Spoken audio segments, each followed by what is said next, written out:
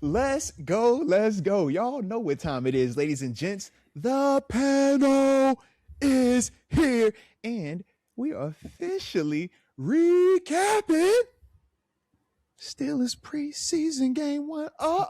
It just feels so good to say that we got actual football being played, that we get a chance to talk about. Let's go. So for those that don't understand or don't know me, I'm Arthur Moats, just a guy that has some really awesome people that I get to hang out with every single week called the panel. And on this panel, let me tell you about this panel, ladies and gents, because there's a doctor on this panel. Is there a doctor in the house? You need a doctor in the house, all right? We got one. Call it Dr. T. Y'all call it Dr. Maple, all right? But either way, you already know Dr. TaNeisha from Really Flawed in the building. And if your panel doesn't have an Emmy Award winner, do you even have a panel? Like seriously, do you even have a panel? We want to see the trophy. The trophy is right there. It shines bright like a diamond. And yes, I'm talking about the Emmy Award winning producer down in Raleigh, North Carolina. Come on, man. The one and only Mark Bergin in the house. What I is love that. What is Well, I need to say, completing our 1%er circle would be you, friend. Would be you, Mr. Arthur Moats, okay? Because everything you mentioned is very 1%er. And so completing that list would be you, 9 seasons in the NFL, our humble host, who actually is a Steelers legend by sign. He signed autographs. I saw the sign. You posted on your Instagram. Shout out to you, Steelers legend, for signing those autographs, for all of those people who came to see you with those autographs. What do you have for us today, Mark? TaNeisha, good to see you as always. And during the Steelers' first preseason game that broadcast on the NFL Network, Arthur's friend, like he's friends with you and I, TaNeisha, Bob Pompiani is broadcasting the game.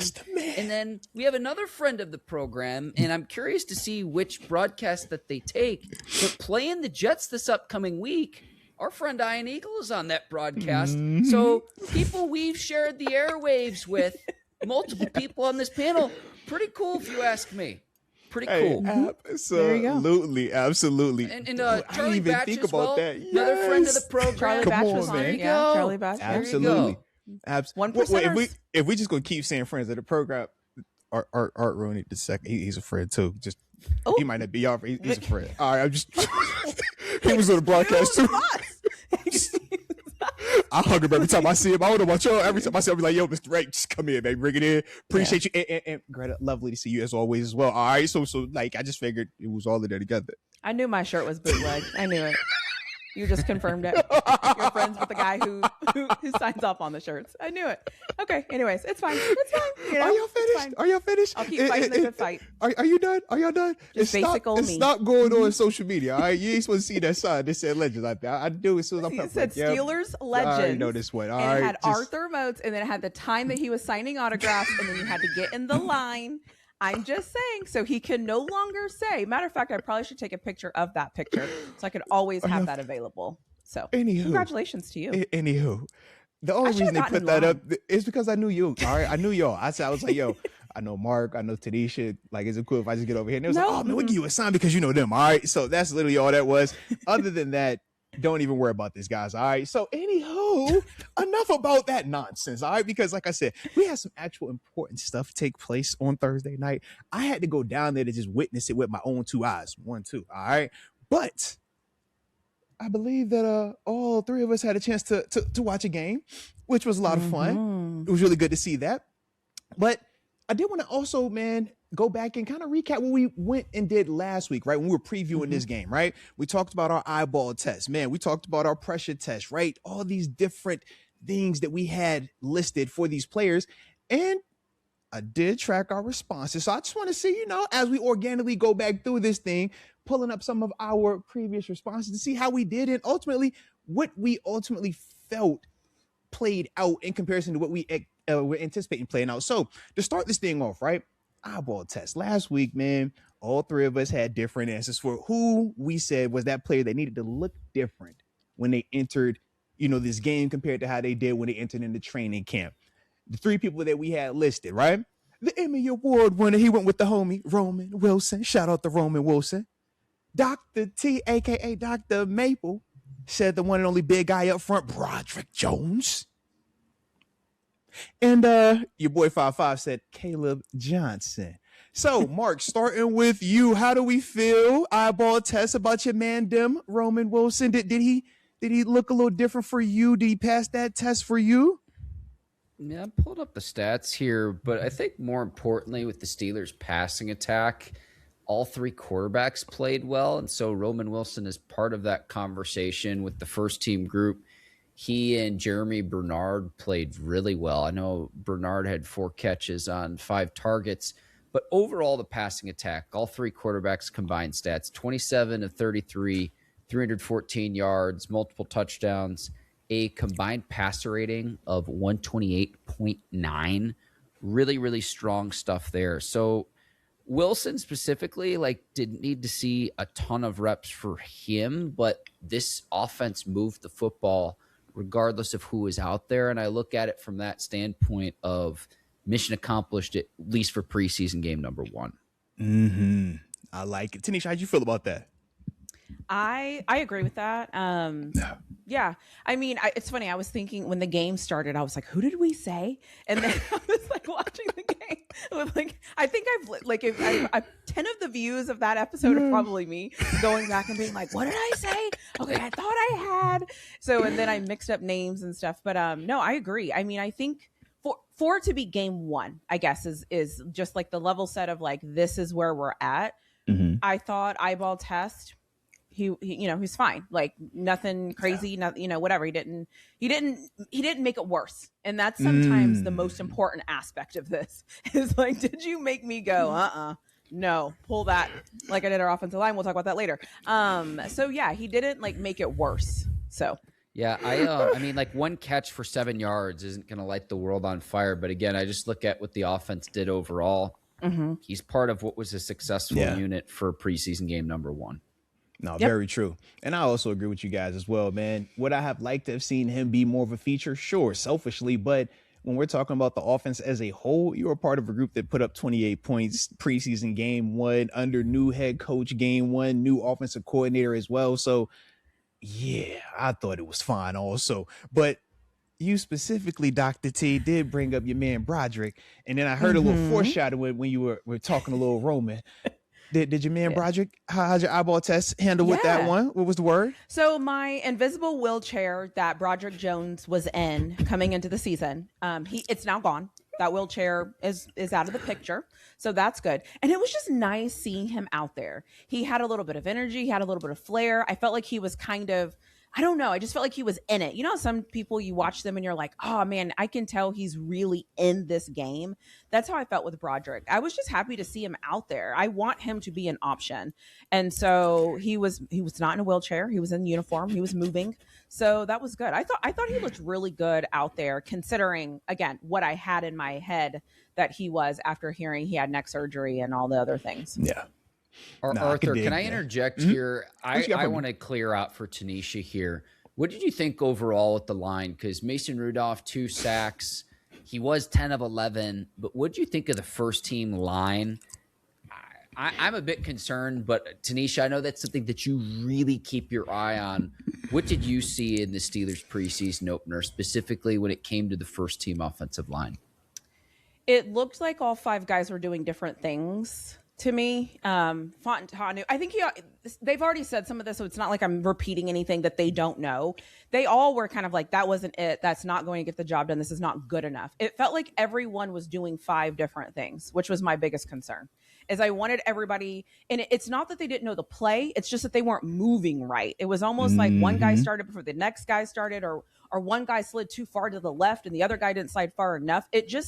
They just didn't look like they were, like, one guy was doing the salsa, one guy was doing the rumba, it didn't look like they were doing the same thing.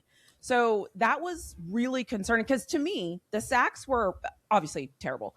To me, though, also the pressure. Mason Rudolph didn't look comfortable. So that was the biggest thing for me, is if it doesn't look on the offensive line, okay, now I'm going to look at the quarterback, because is it them or what's going on? Just collectively, I was just I don't feel better coming on after that game. Now I'm like, uh-oh. So, yeah, they just didn't look cohesive to me. And what about you, Mark? Get more reps. I mean, honestly, this is a group where, especially in the second game, which is like what the third preseason game used to be when there were 4 total. Now there's only 3. Give them as many reps as possible. Like maybe most of the first half in this next game against the Jets. Cause it's like, I'm looking at Mason Rudolph getting pressured and I'm like, wait a second. Micah Parsons isn't in the game for Green Bay. Like their best edge rusher, their best defensive players not playing. He's coming back from injury. And Rudolph looked like he was under duress. And then it's like, I'm hearing a lot of stuff this week of like, oh, the young guys are ready. The future's here in Pittsburgh. 1 preseason game. And I'm sitting here like, Rudolph was still 10 of 11 when it came to completions. That's almost perfect. That's almost 100%. So I look at, okay, he did his job. The offensive line, that's got to get cleaned up between now and week 1 against Atlanta during the regular season, especially with Rodgers, because Rodgers, of the 4 quarterbacks on the Steelers roster, is the least mobile at this point in his career. So as much as we were excited to see the Steelers offense, and we'll talk about Will Howard and Drew Aller, the offensive line is a concern for me, considering I actually think that has some bearing on how the regular season plays out. That was like one of the few things where it's just like, this is something that's actually going to matter further down the line for the Steelers. I like it. And that's, I think, the fun part also about this journey that we're on. If it was finished complete today, then we know right now, none of these quarterbacks are going to survive this thing, right? But it's not finished.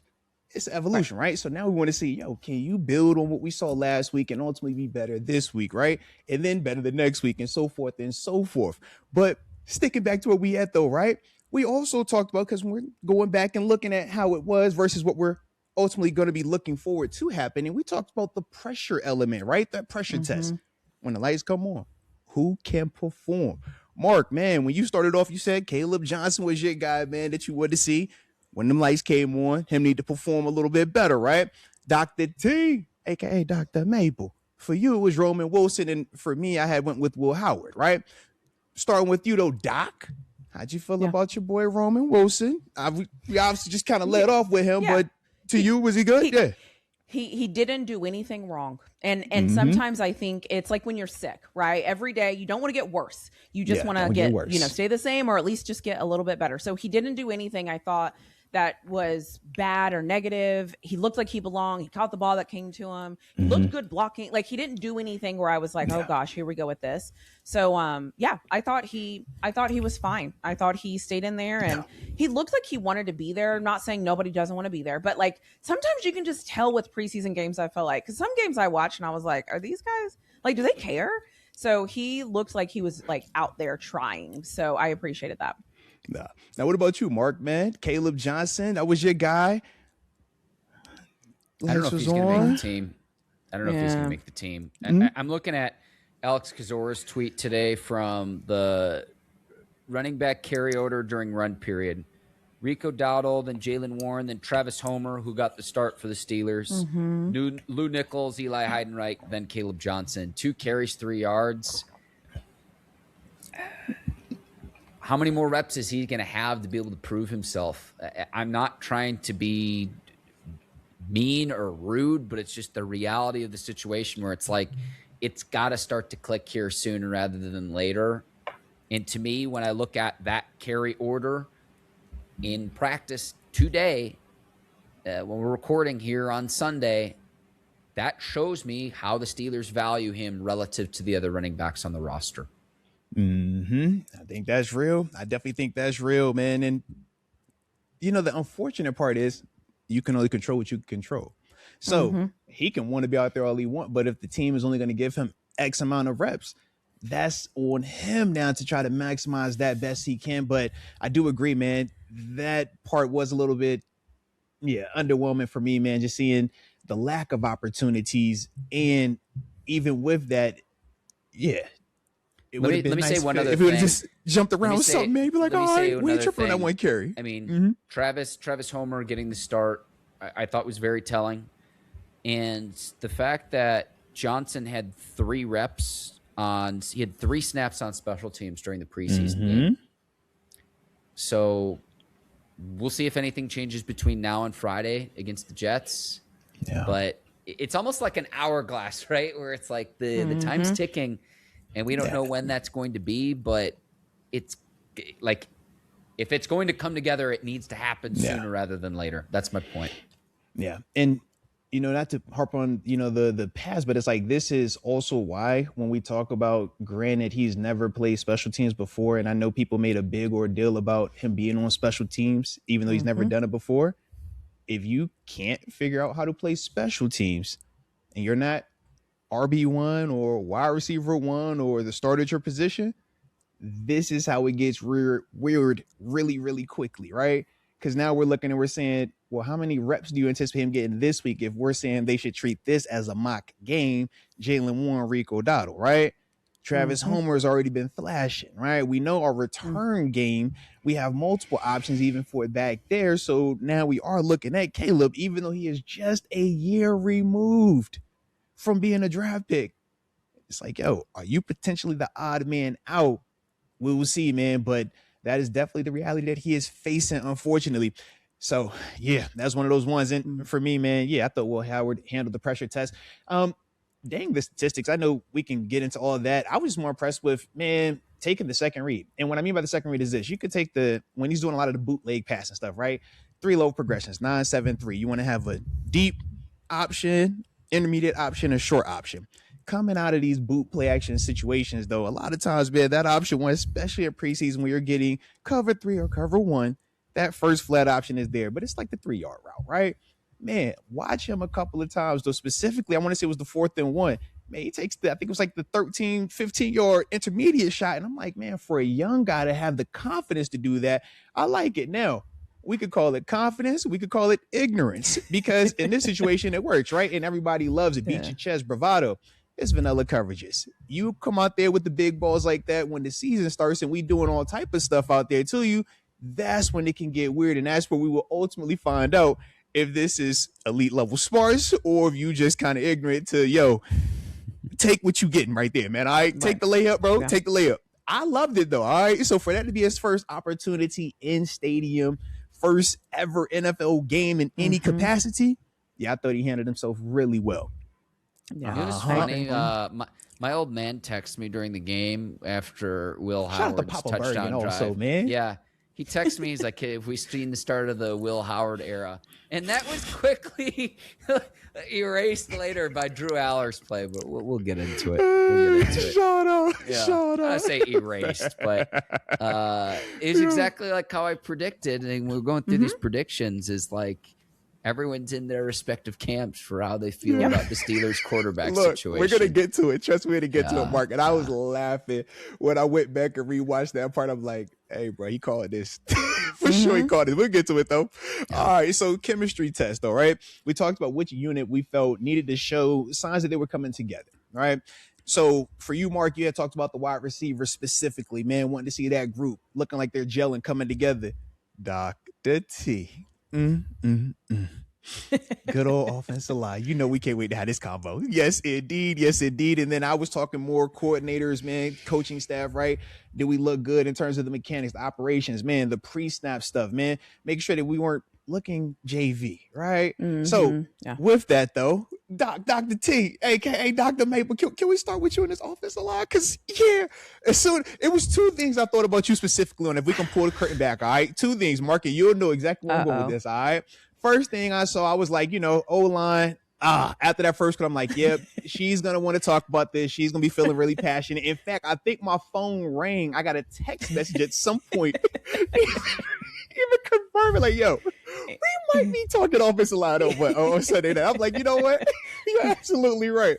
But Mark, it was something else that really just, as soon as it happened, my heart got so warm. And I just had the biggest smile thinking about Dr. T. I hate you. Shout out to that first play of the Mike McCarthy era. The first freaking play from scrimmage. Toast to the boundary. I say, Lord, not the toss play to the boundary.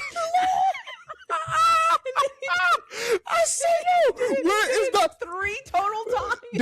Dude, when I tell you I'm sitting next to my son at the game, all right, and I'll make a note of my phone. I say, yo, Dr. T, oh, we got to hit this one. My little man's like, are you good, Dad? Because I start laughing like, yes, son. It's grown up joke, all right? You'll understand later. But the first play? I felt, can I just be honest? Like, I just have to go on this for just give me a minute. No. Okay. We're going to talk about this because I felt like in that moment, they had watched me on the episode because it was almost like everything I've ever, the offensive line. I gave Keeanu Benton this huge pep talk.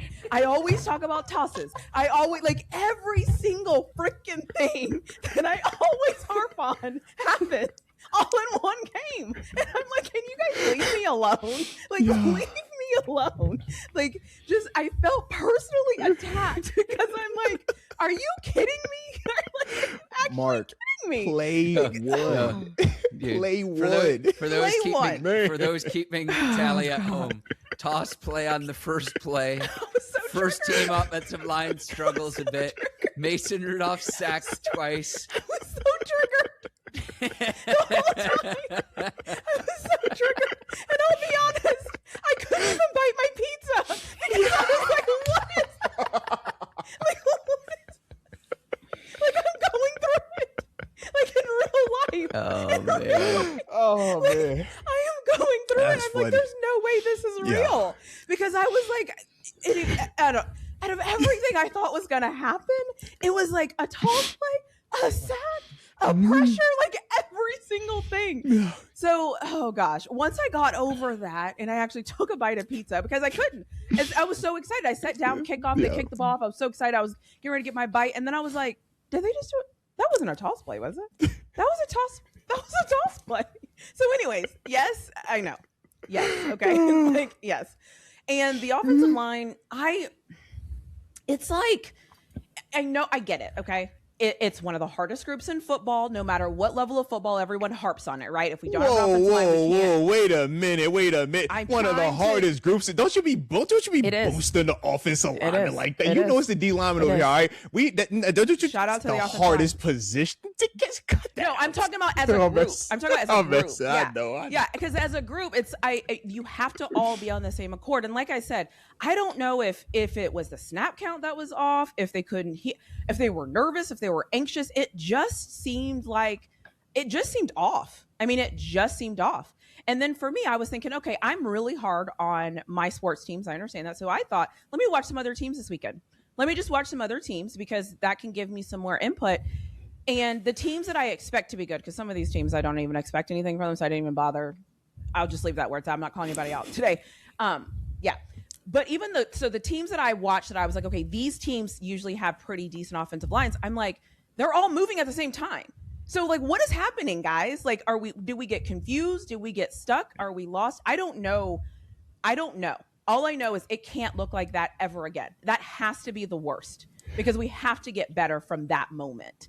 And so I don't even know what to say. And then to hear the coaches and the players kind of come out and be like, yeah, that wasn't good enough. We have to do better. I can't look like that. So yeah, I don't know. I don't even know what to say. So yeah, I don't know.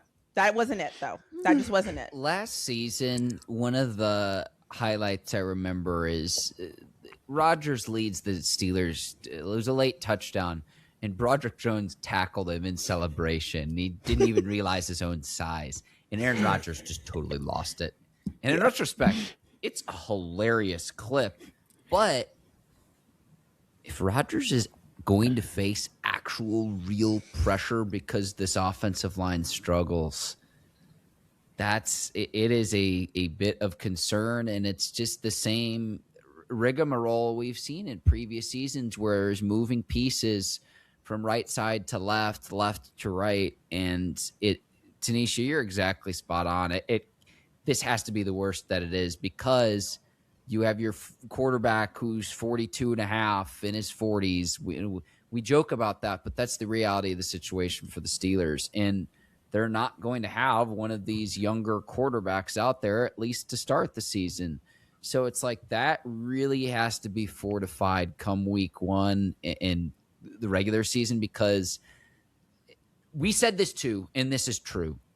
The struggles are going to be magnified for the limited reps that we saw. But we even said this, Lord forbid that you give up 1 sack, let alone 2, let alone multiple. And that's just what we have to work off of when we're evaluating this game. And that has to get heck of a lot better, because again, Micah Parsons wasn't even back there for Green Bay. I mean, like, if we're talking about, the Steelers rested a lot of their starters. Well, Green Bay did too. Mm-hmm. Hey, man, that's real. That is real. I put it like this, right? The coaches and the players, they're supposed to say that, because if you don't, you're going to get killed. You know this. And the other thing I would say is it's never as bad or as good, right?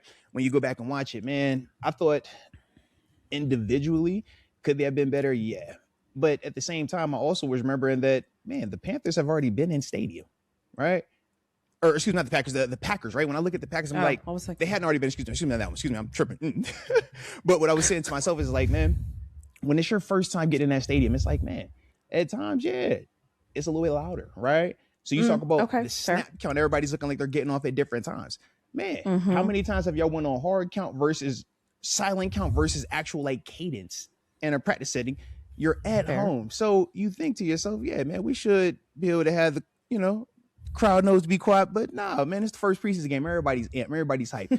Everybody is going through nerves also, right? Now you can see the different levels of nerves. A guy like Mason, to me, I thought was super cool out there. I was actually really impressed with his performance, because I thought of all 3 quarterbacks, he was under the most duress. I didn't feel like Will Howard had the same amount of like defensive line pressure in his face, nor Drew Allen when they would drop it back. Correct. Mason, man, you see him hit Jeremy Bernard on one of his first deep overs, and it's like, bro, the pocket is collapsed. But that's a veteran that knows I got to sit in here and I got to be patient, and I just got to trust and believe that it's going to be there. Yeah. That's high level quarterback play. Doesn't pass the sexy test for everybody, right? Because it's not Will Howard running out the pocket or Drew Allar, rolling out the pocket and making that throw. But it's like, bro, that to me is high level quarterback play, because you're going to see that scenario a lot more. And that means you're stepping in, you're understanding the scheme, you're understanding where we're trying to go with the ball and some of the diciness that comes with that. So that part is like, yeah, man, can it be better? Absolutely. But also, when I think of the Aaron Rodgers element of it, Aaron Rodgers is also a lot smarter, right? So he already knows where he's going with the ball. So the half a second that I might have needed to escape, to move, man, if I'm Aaron Rodgers, I'm beating that with my mind. I'm beating that because I know where I'm going with the ball earlier. So it has its trade-offs, right? But the other part too, when we're going back with this offensive line, is just like, yo, is this the final shuffle? And what I mean is this, right? We got a Troy Fautanu on the left, a Mason McCormick on the left. I got a Broderick coming in off the bench to play on the left, and I got Dylan Cook at right. The first sack, you look at where the pressure comes from, and it's like, okay, all right. Then we have another pressure that's like, okay, what are we trying to do here? And that's why I'm interested to see what the shuffling looks like potentially this upcoming game, because it just feels real lopsided right now. Mark, if you got 3 first rounders, right? 2 of them that were available to you, would you go play both on the same side, or you go try to balance it out? That was my little like issue with it, just leaving out the stadium. So that was how I felt, man. But Mark, you had also brought up your wide receivers, man. So how'd you feel with your receivers? And if you had anything that you wanted to interject with the offense line, man, definitely drop that as well, man. I think, the line will give this another week. And if this is still a problem a week from now, it's like, I don't want to say it's a 5-alarm fire, but it's a concern of mine. It generally is a concern of mine. With the receivers, we're almost 30 minutes into the program, and our guy, Caden Weegan, I tried to tell you in the open field that he was going to be a good player. The slant pattern that he should have taken to the house, and Mike McCarthy on him a little bit. I like that. He's like, instead of just being like, yeah, my rookie made a great play, saying he needs to get into the end zone. He stumbled a little bit, but what a heck of a play. An explosive play from a Steelers offense. It's like, where's this been? And the throw from Aller was just on a frozen rope. It was beautiful. And there's a reason. We were at the Steelers Pro Shop, the 3 of us together. It's a great picture on Instagram. a few weeks ago, and I noticed, you just do a lap around the store and you see what's what of the Steelers memorabilia and merchandise, that there were a heck of a lot more Drew Aller jerseys than Will Howard. It was just something I made note of. Well, there's an update. They sold out of Drew Aller jerseys, and they've now since restocked at the team store after all of this. I'm drinking some of the Kool-Aid a little bit with the caveat and the understanding that the competition Drew Aller was playing compared to Mason Rudolph, compared to Will Howard, isn't the same. But you have to be encouraged by what you saw marching a Steelers offense up and down the field for multiple scoring drives and doing it in a variety of ways. The slant pattern to Caden Weegan is what gets the headline in the notoriety with that. But I thought he looked comfortable. I thought he looked like he belonged. And it's clear he also listens to the Arthur Moats experience because he listened to my challenge to raise the bar set by the almighty Haynes King and Carson Beck.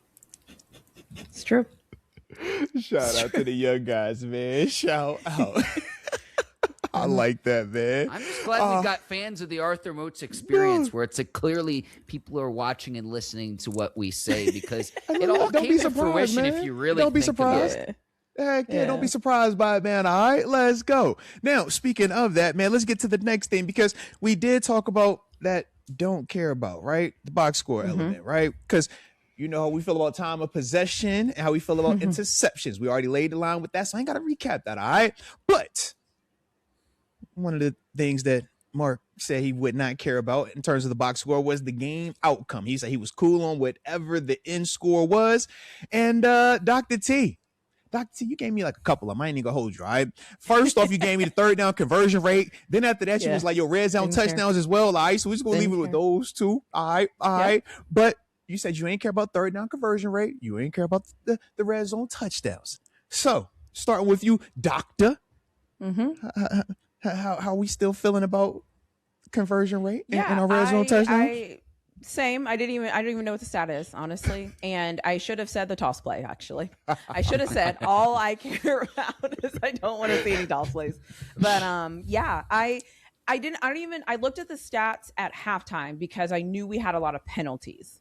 And that was that's the only stat I know. I don't even know any of the other stats, honestly. So I thought for a preseason game, honestly, like somebody was like, because I made like a clip and I was like, I'm not going to say anything. And then I kind of said some things. They're like, okay, but what grade? Like I'm giving them a solid B. Like I thought it was a great start performance. There's always going to be things we can harp on at sports. It's football. This is what we do. But that doesn't mean that they looked bad. They didn't look bad. They did some great things. They looked consistent and conditioned. We didn't get a lot of cramps. The Packers were falling left and right. We didn't turn the ball over. So it was like, overall, I thought it looked really good. There isn't anything besides the offensive line that I'm like, oh my gosh, and the penalties. I thought they looked like a football team, right? They looked like an NFL team that was ready to go, that was well stretched, well conditioned, and they knew the plays. Like those things mattered to me. So I don't have any. I thought it was a great overall, just like first game showing. That's what I like to hear. All right, let's go there. Let's go. Mark, how'd you feel? I mean, because you did say you did not care about game outcome. Here we are today. You still feel good about that situation? Yes, no, yes, no. I feel ashamed that I lied to both of you. I try to speak the truth. Anytime you can beat the Green Bay Packers, it's a great day. On second thought. So to say, don't win and feel good. Yeah, of course we want to win, man. If they keep it score, we want to win. All right, just go throw it out there now. Sure, yep. It sounds good to say we don't care about it, but yeah, I think we all care. I like it. We've talked a lot about the offense. I like the chippiness in which the defense played. I understand that not a lot of the players are going to be in the same positions come regular season. I thought the linebackers played well.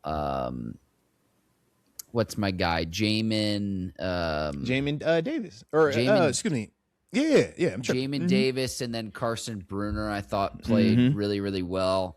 And there was just like a nastiness and a swagger, which I think can translate over even once the Steelers get some different personnel out onto the field. And I thought the defense played really well in this game. So as excited as we are about the offense and everything too, that was something that I think can translate over. We mentioned the penalties, 11 penalties, 135 yards. That needs to get cleaned up. But all in all, like, I don't know what grade I would give them, but along the spirit, and I think it was Penn State, maybe it was another school where it's like pass, fail. The Steelers pass for game 1 of the preseason. I would agree with that. That's how I would do that. That's so I don't know what grade specifically, but if it's a pass fail, it's a pass for Pittsburgh in week 1 against Green Bay. And just, oh man, I mean, I grew up in the Chicago suburbs, Arthur. You know this. So anytime I get to see Green Bay lose, it's just like, oh yeah, I forgot. This is nice because this is something I'm not accustomed to seeing. Say big smiles, man. Big smiles, man. Should we see McCarthy smiling afterwards as well, man? He was trying to hold it in, but no, you can't hide that. Ain't nothing better than beating your old thing. Come on now. Let's go. Let's go. Now, I wish everything was all sunshine and rainbows, but on occasion we have a red flag or two that might pop up in a game, right? And we said this week, or this Green Bay game, man, we all had one red flag. We're like, yo, we don't want this to happen. If this happens versus Green Bay, we actually would have some concern. Mark, you brought up that special teams unit, the return game specifically, right? Caden Weegan, man, if we gonna go ahead and draft one, don't have us out here looking regular. And actually, that was exactly like the words you said. Don't be regular. I just And Dr. T, you once again had a little bit of a list of what would be a red flag for you. All right, we'll start up with. You said Caleb Johnson fumbling. You was like, yo, if he fumbles, because you've seen him fumble before, that would be an issue for you, right? You also said the snaps, right? No snaps specifically from Zach Frazier going over the head, below the legs, right? Too far left, too far right. Want to keep it normal. And whoever number 47 is, he's 5'9", and you hate him, all right? He can't miss any more tackles, all right? So that's what I do also remember, Mark. 47, he's 5'9". He tried really hard, but yeah. TaNeisha ain't going for none of that, all right? That was what she had said, all right? Those were her list of things. And then for me, I was like, yo, first half / first quarter, sacks allowed. So you see how I was feeling to start the game off, all right? Right out the gate, I was like, oh, God dang, really?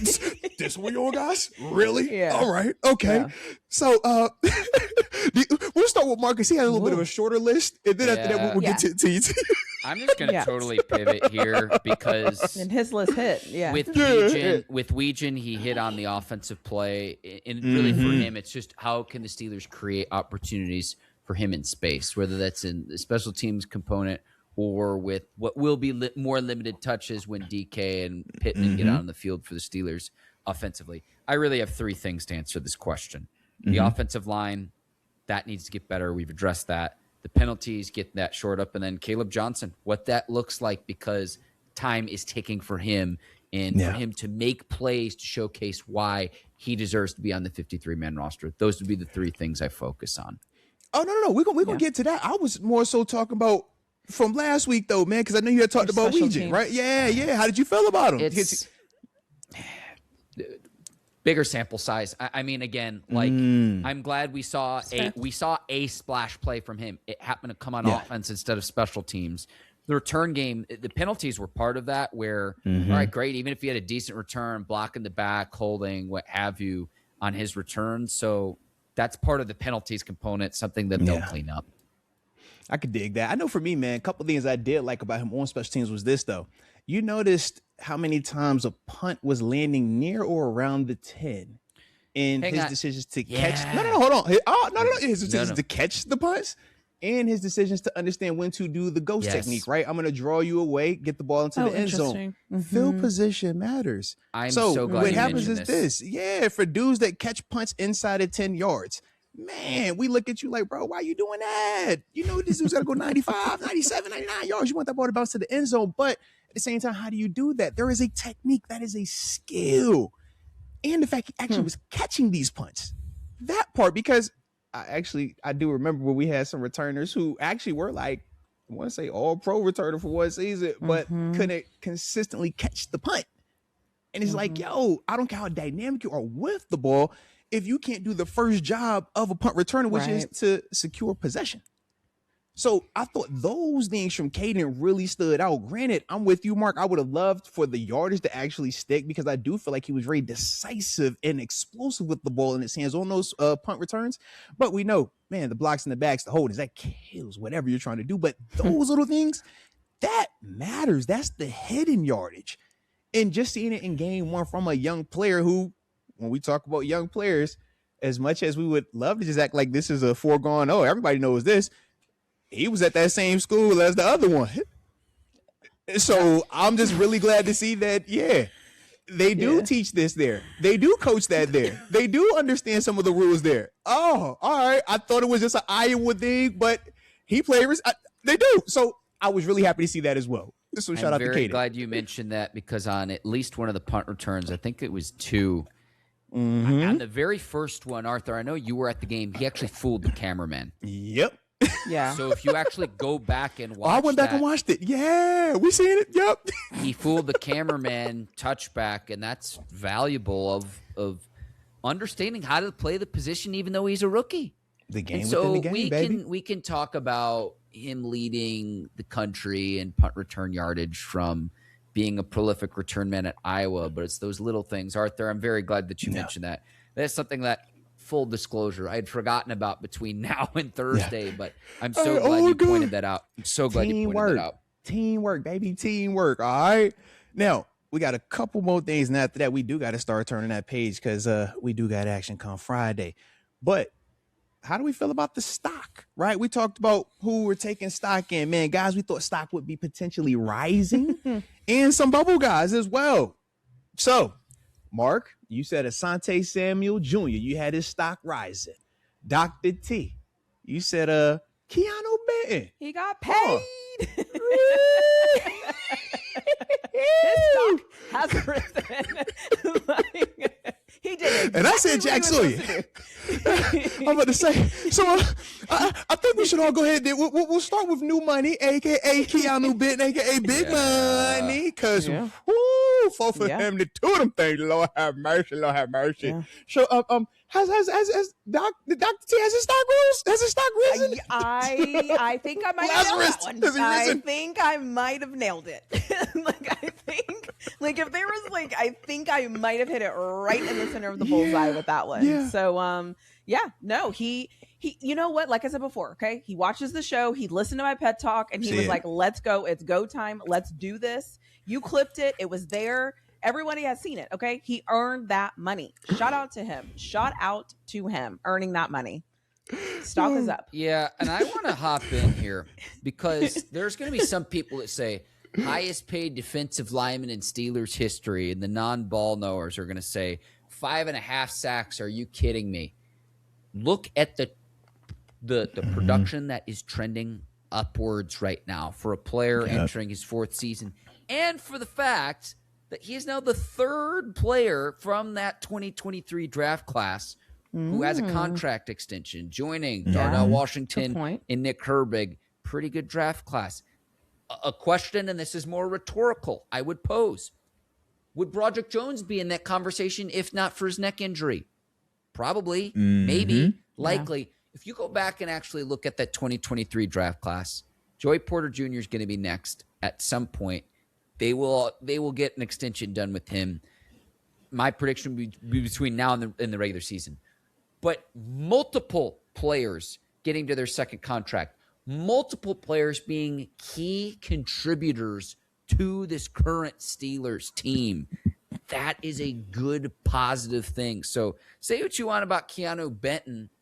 I would rather get out ahead if he's going to continue to progress and develop to pay him what they got him at versus what they would have had to have paid a year from now.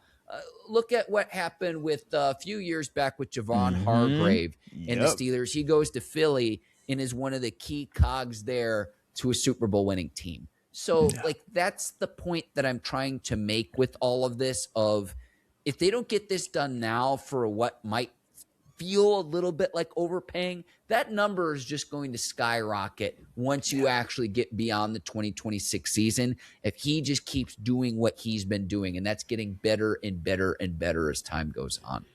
Yeah, absolutely. And you think about it, man, they're not paying him based on what he has already done. It's also what they're projecting he can develop into, like you just said. And when you think of Herbig's deal is the exact same. When we talk about Darnell Washington, it's the exact same. If we look at what these guys have accomplished to date, yes, it's going to look real out of balance when you're looking at the dollar amount they're going to be having. But when you're looking at how this continues to evolve and the market, look at pass rushing D tackles. The market. And what those guys get paid when they hit the free market. Go look at what Milton Williams just got a year ago to go to New England. Those guys are getting paid in a major way.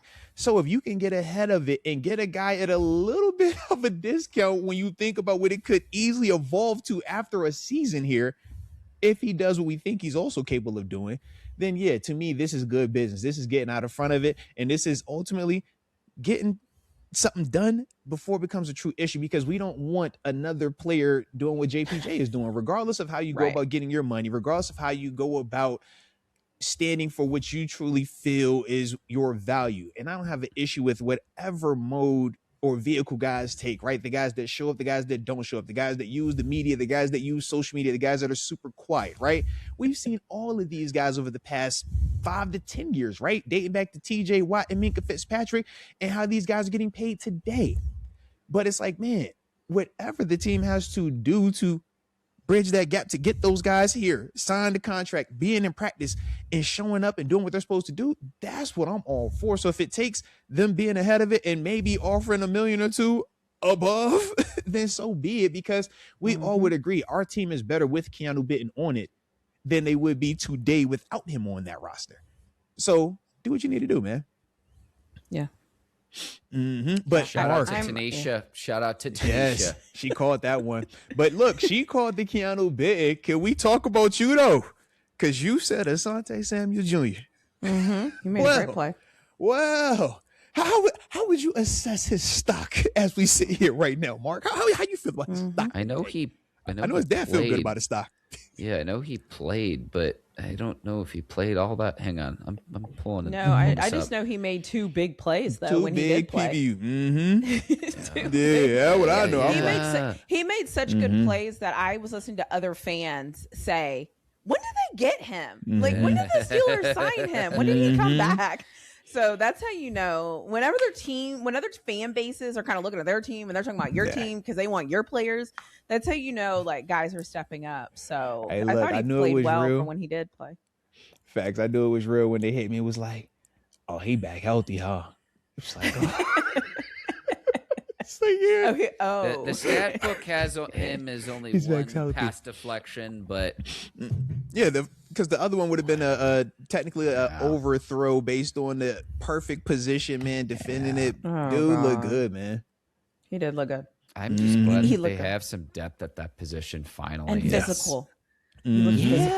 Physical. Yep. Him and Deshaun Jameson. 38. Dude, 38 with thumping people. Man, look, I like 38. He gave me Mike Hilton vibes when he was hitting for it. I'm like, yo, you keep throwing that in there. All right. He want the biggest, but yo, he was throwing that pencil in there, man. I'm like, yo, respect it, bro. Respect. Yeah. I'm going to be honest with both of you as well. That first half was, I've watched more entertaining football overall because it wasn't very high scoring, but come on. Are you one of those? You like the scoring?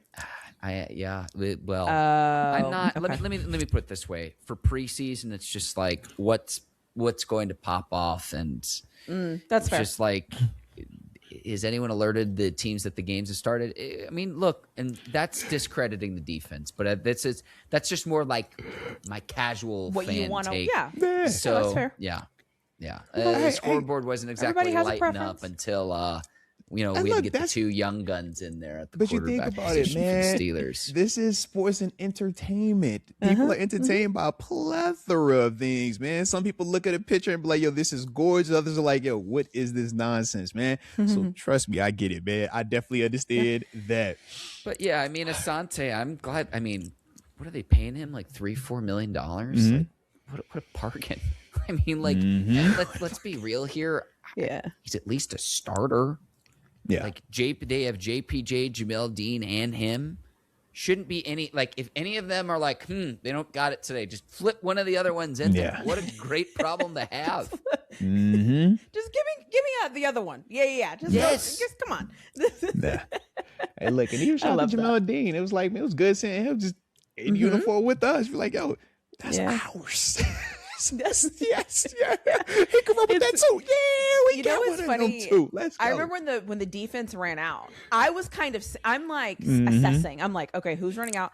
And I saw Highsmith and I was like, oh no, why is he out there? And then I started to see like just the different people that were out there. They weren't out there. Some of them weren't out there very long. But I just remember that first thought of me being like, okay, who's it going to be?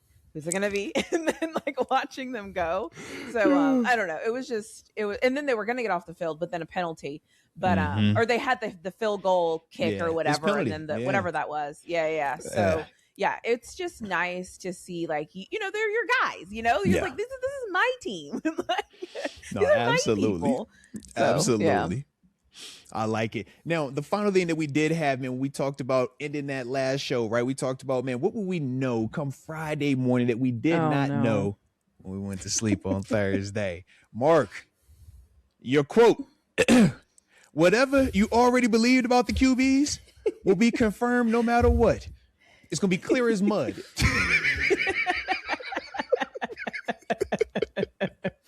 Shout out to being clear as mud, baby. All right? Accurate. Whatever you already believe, you're going to believe. It's confirmed. All right? Arthur, that's heck of a Mark Bergin impression. Accurate. Just saying, man. It. That's what it felt, man. I think you hit that. You know that, right? You killed that one. That was clean. That was clean. Yep. Dr. T, for you, you said we will know clearly the vision for the O-line, like it or nah. And we'll also hopefully have no snaps over the QB's head. And once again, all right. But once again, he was like, "Yo, do we like it or not? Do we like it or is it nah? Right? No, no, they ain't it. Either the players, the rotation, no, no, that wasn't it. That wasn't it. And for me, I had said, man, Roman Wilson could make plays in stadium. Well, I'm going to take what Mark said, and the offense as a whole looked good. All right. The offense as a whole scored a lot of points. Offense as a whole threw the ball. The receivers, everybody caught the ball. He caught his pass that came to him, and he blocked with passion. And TaNeisha said he didn't treat it like it was a preseason game. He actually was enthused. He was energetic. He was passionate. It was a real game for him. So I would say that worked out then. All right. So shout out. All right. But now let's close the book officially on that, man. And shout out to that performance by us versus the Cheeseheads. All right. But we do have new action coming into town this week. All right. Bro, what was fresh meat? Hey, look, I was over here like, y'all, I just heard some weird stuff sounding off. All right. But yeah, we got new action, new meat coming into town, and they were that green. Shout out to the Jets. All right. But with that, man, let's start the evolution of this thing, right? If we said last week, man, eyeball test, this week, man, we're going with our confirmation test, man. Who was somebody or who flashed versus the Packers? But now we need to see that, yo, you can do that again versus the Jets, and it wasn't a one-off. It wasn't a fluke. Who you got, Mark? Give me somebody. Give me Drew Aller. And I say this, going up against a Jets defense, what did they have, like one interception a year ago? Is a whole no defense? interceptions. Oh, my bad. Interceptions. Sorry. Yeah, I no had interceptions. just as many as anyone on the Jets last year. That's right. That's right. You did. Big facts. Yeah. I don't want to go from the mountaintop to the gutter. And it's not just Aller, too. I'd say it's all the quarterbacks. I thought all of them played really well for the Steelers a week ago. Let's see it again. And I say that because they're in competition with one another.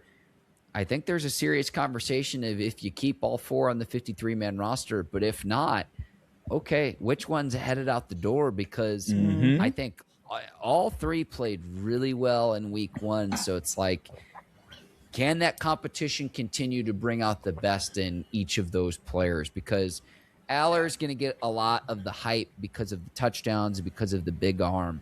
But I don't want to discount.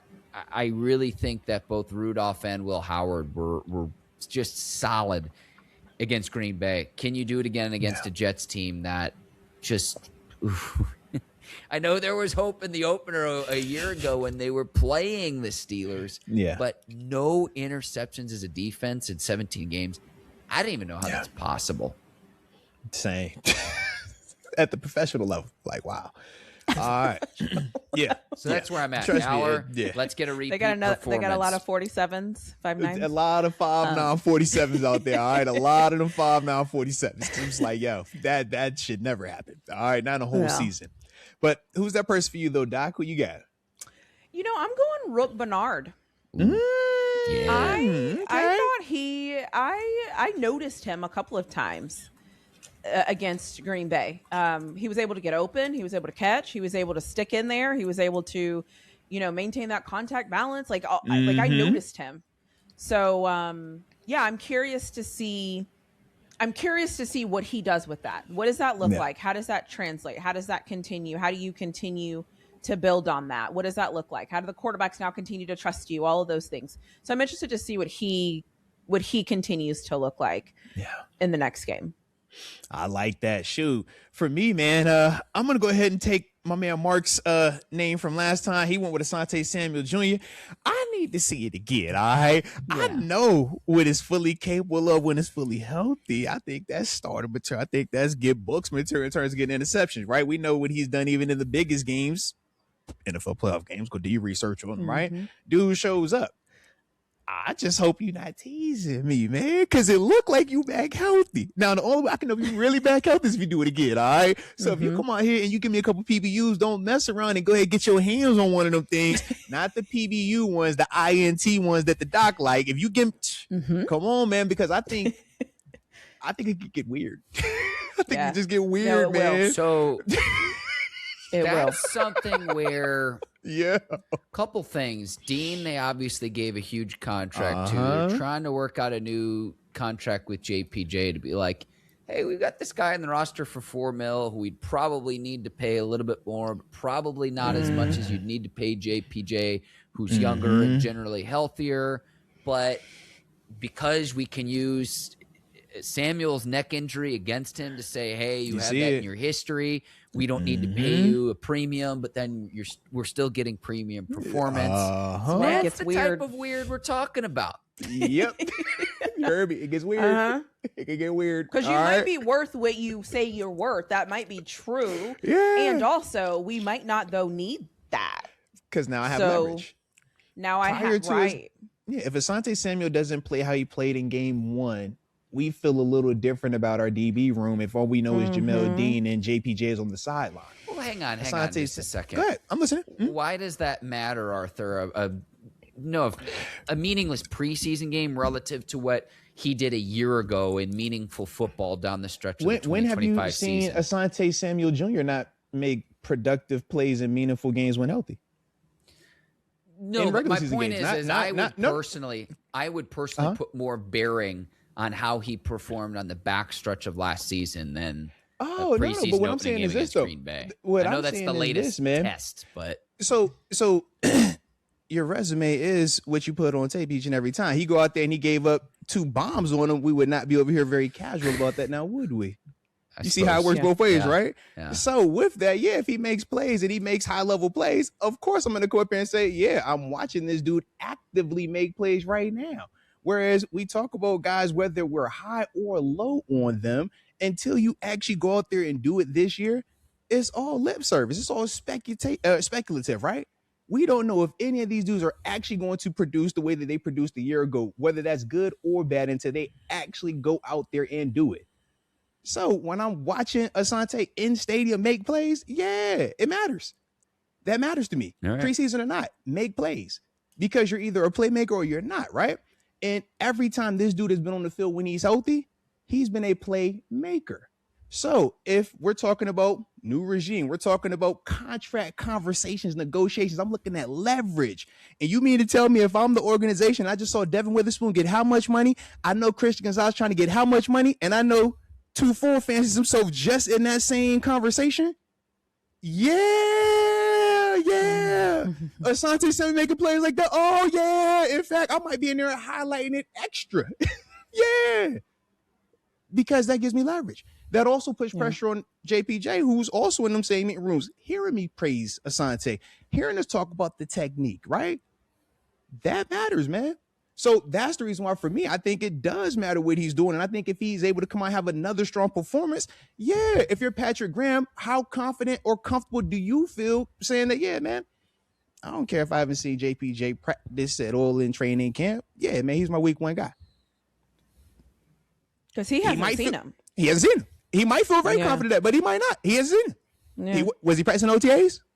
Was he practicing minicamp? That's why it gets weird, because you haven't made any splashes with the new coaching staff. I ain't gonna lie. I've been watching Asante make pick sixes since the spring. And that's that business where it's like, it's that even if it's not real leverage, because you're thinking like JPJ is JPJ, it's still a perceived leverage. It's perceived. It's perception and of it. JPJ, I mean, he's not an idiot. He's watching what's going on. He knows what's going on. Yep. So, I mean, again, like I always say, if you're going to hold out and you want your money, I respect that. Do what you do. Just as much as I respect if you want to come back and say, hey, listen, I want that, but if y'all going to give me this, I'll sign it. I'll be there. Because at the same time, like, one thing I know about this league, anybody does, is they will replace you. So, I will go back and piggyback on this, though. Hold on real quick, Mark. I would also say this part, right?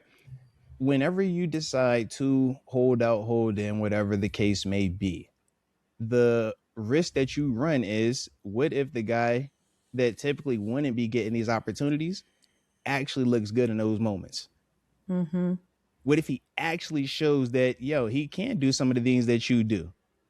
What if he actually shows that, he can do everything you could do? That's the risk that you run ultimately. So I'm not saying that, JPJ should feel weird about it or not show up or show back up. All I'm saying is the situation from my perception is, Asante is making a lot of plays. Asante isn't a run-of-the-mill corner that you're not worried about. Asante is a dude that has a track record, that has shown that he could play at this level and play at a very high level. So we can act like what he's doing right now don't matter. We can act like what he's doing is, bro, anybody can do that, go on. I'm just saying from my perspective, like, I would have my eyes on that a little bit more, man. It smelled like that could get a little weird over there is what I'm telling you. That's all. Hopefully I'm wrong, though. Hopefully I'm very much wrong. Remember this happened with Chris Jones. He wasn't playing. He sat out. And then preseason, they thought they were okay. And then they got to game 1, realized they weren't okay, and went back and signed Chris Jones immediately. Because they were like, okay, we were wrong. Like, come on, bro. Take the check.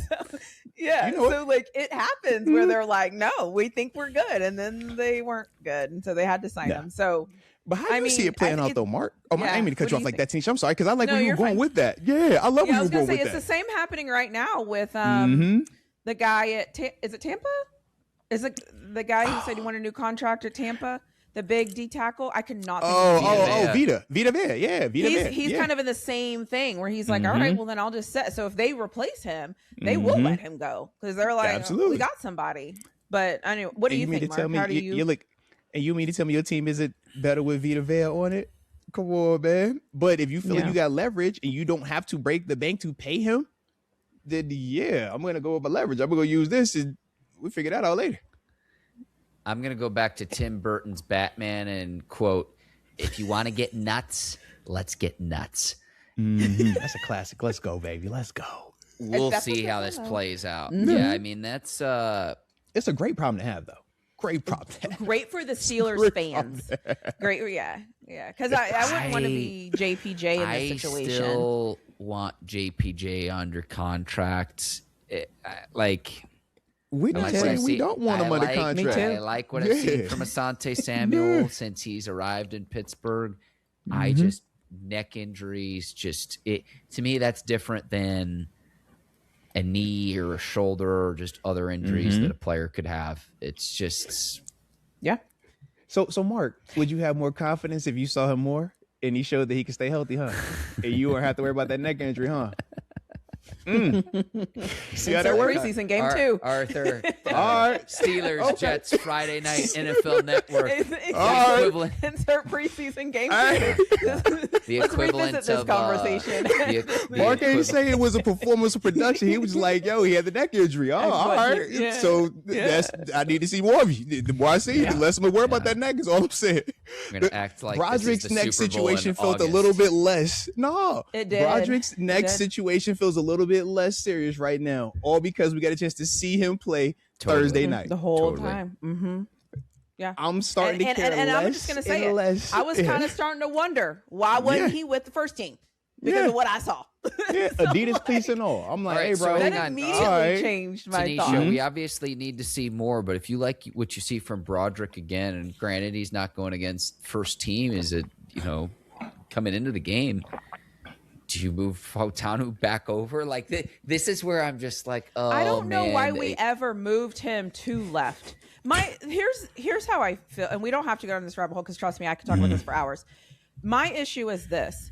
You drafted, so we have Broderick. I thought he was like in a wheelchair, obviously come to find out he's ready to go. Okay, cool. So he's a left tackle. You go draft Max, who's also a left tackle. And now to help with that position, you move over the guy who played right tackle for you, who did pretty good. You move him over because that's where he played in college. So for me, I'm like, why are we crowding one position when it seems like we have two solutions and we have a guy that did a solid, he did better at right tackle than Broderick was doing at right tackle when he was playing right tackle. So if I just don't understand what they're seeing that makes them say the guy that played there last year that was getting better last year, we're going to take him, we're going to move him over to a position where we already have two guys that can play that position. So that's why for me, I'm not understanding it. So, and then Max goes out, which is fine, right? He's hurt, he does whatever. So why wasn't the solution to put Broderick there? Why are we repositioning? It just seems, again, I'm only knowing what I'm seeing at practice and what I'm seeing, but for me, I don't understand what's happening because it's almost like we're taking guys out of their positions we know they can play because we want them to play left tackle instead of just allowing them to play the position they were playing and playing pretty well. So that's where I'm like, I don't get it. So I don't know. I get that there is a question we with saw him at left tackle. Yeah, I get that there was a question with Broderick going into this season and another player who we need to see, I don't want to say survive another game, but just get through another game healthy. Right, maybe. And maybe this just goes back to where, Mekhi Lemon was going to be the pick, TaNeisha, where it was like the Steelers were just caught so flat-footed in the moment that this is the situation that we're in now. Sorry, what were you going to say? I'm sorry, TaNeisha. No, that's kind of that's why I've never understood why we want to make everyone a left tackle when we draft, like we had one last year, he got hurt. We drafted another one. He's like, I just don't Didn't Max get play it. right Now, at Arizona State? Didn't he play right at Arizona State? So The way I don't know. But I was told, I thought after training camp or the things after you get drafted, I can't think of it, OTAs, whatever it was, and all the practice. I thought it was said he was going to be the left tackle. And then I thought, I could be wrong. I thought what I was hearing is he was playing left tackle, but then he got hurt in the practice. What I thought. And then when he got hurt, it was like, they were like, oh, one guy's hurt. Well, let's rearrange this entire offensive line. That's what I felt like happened. Now, if I'm wrong on that, somebody will correct me. Yeah. So that's why for me, then I saw what happened at left tackle in this game. It wasn't good at all. So now we've moved a guy that had a decent season last year. He wasn't great, but I thought last year he was getting better as the season went on. So we've totally taken him from that. So now we have a new right tackle. We moved that guy that was playing good, that was producing. So that's why for me, I'm like, what is the actual plan here?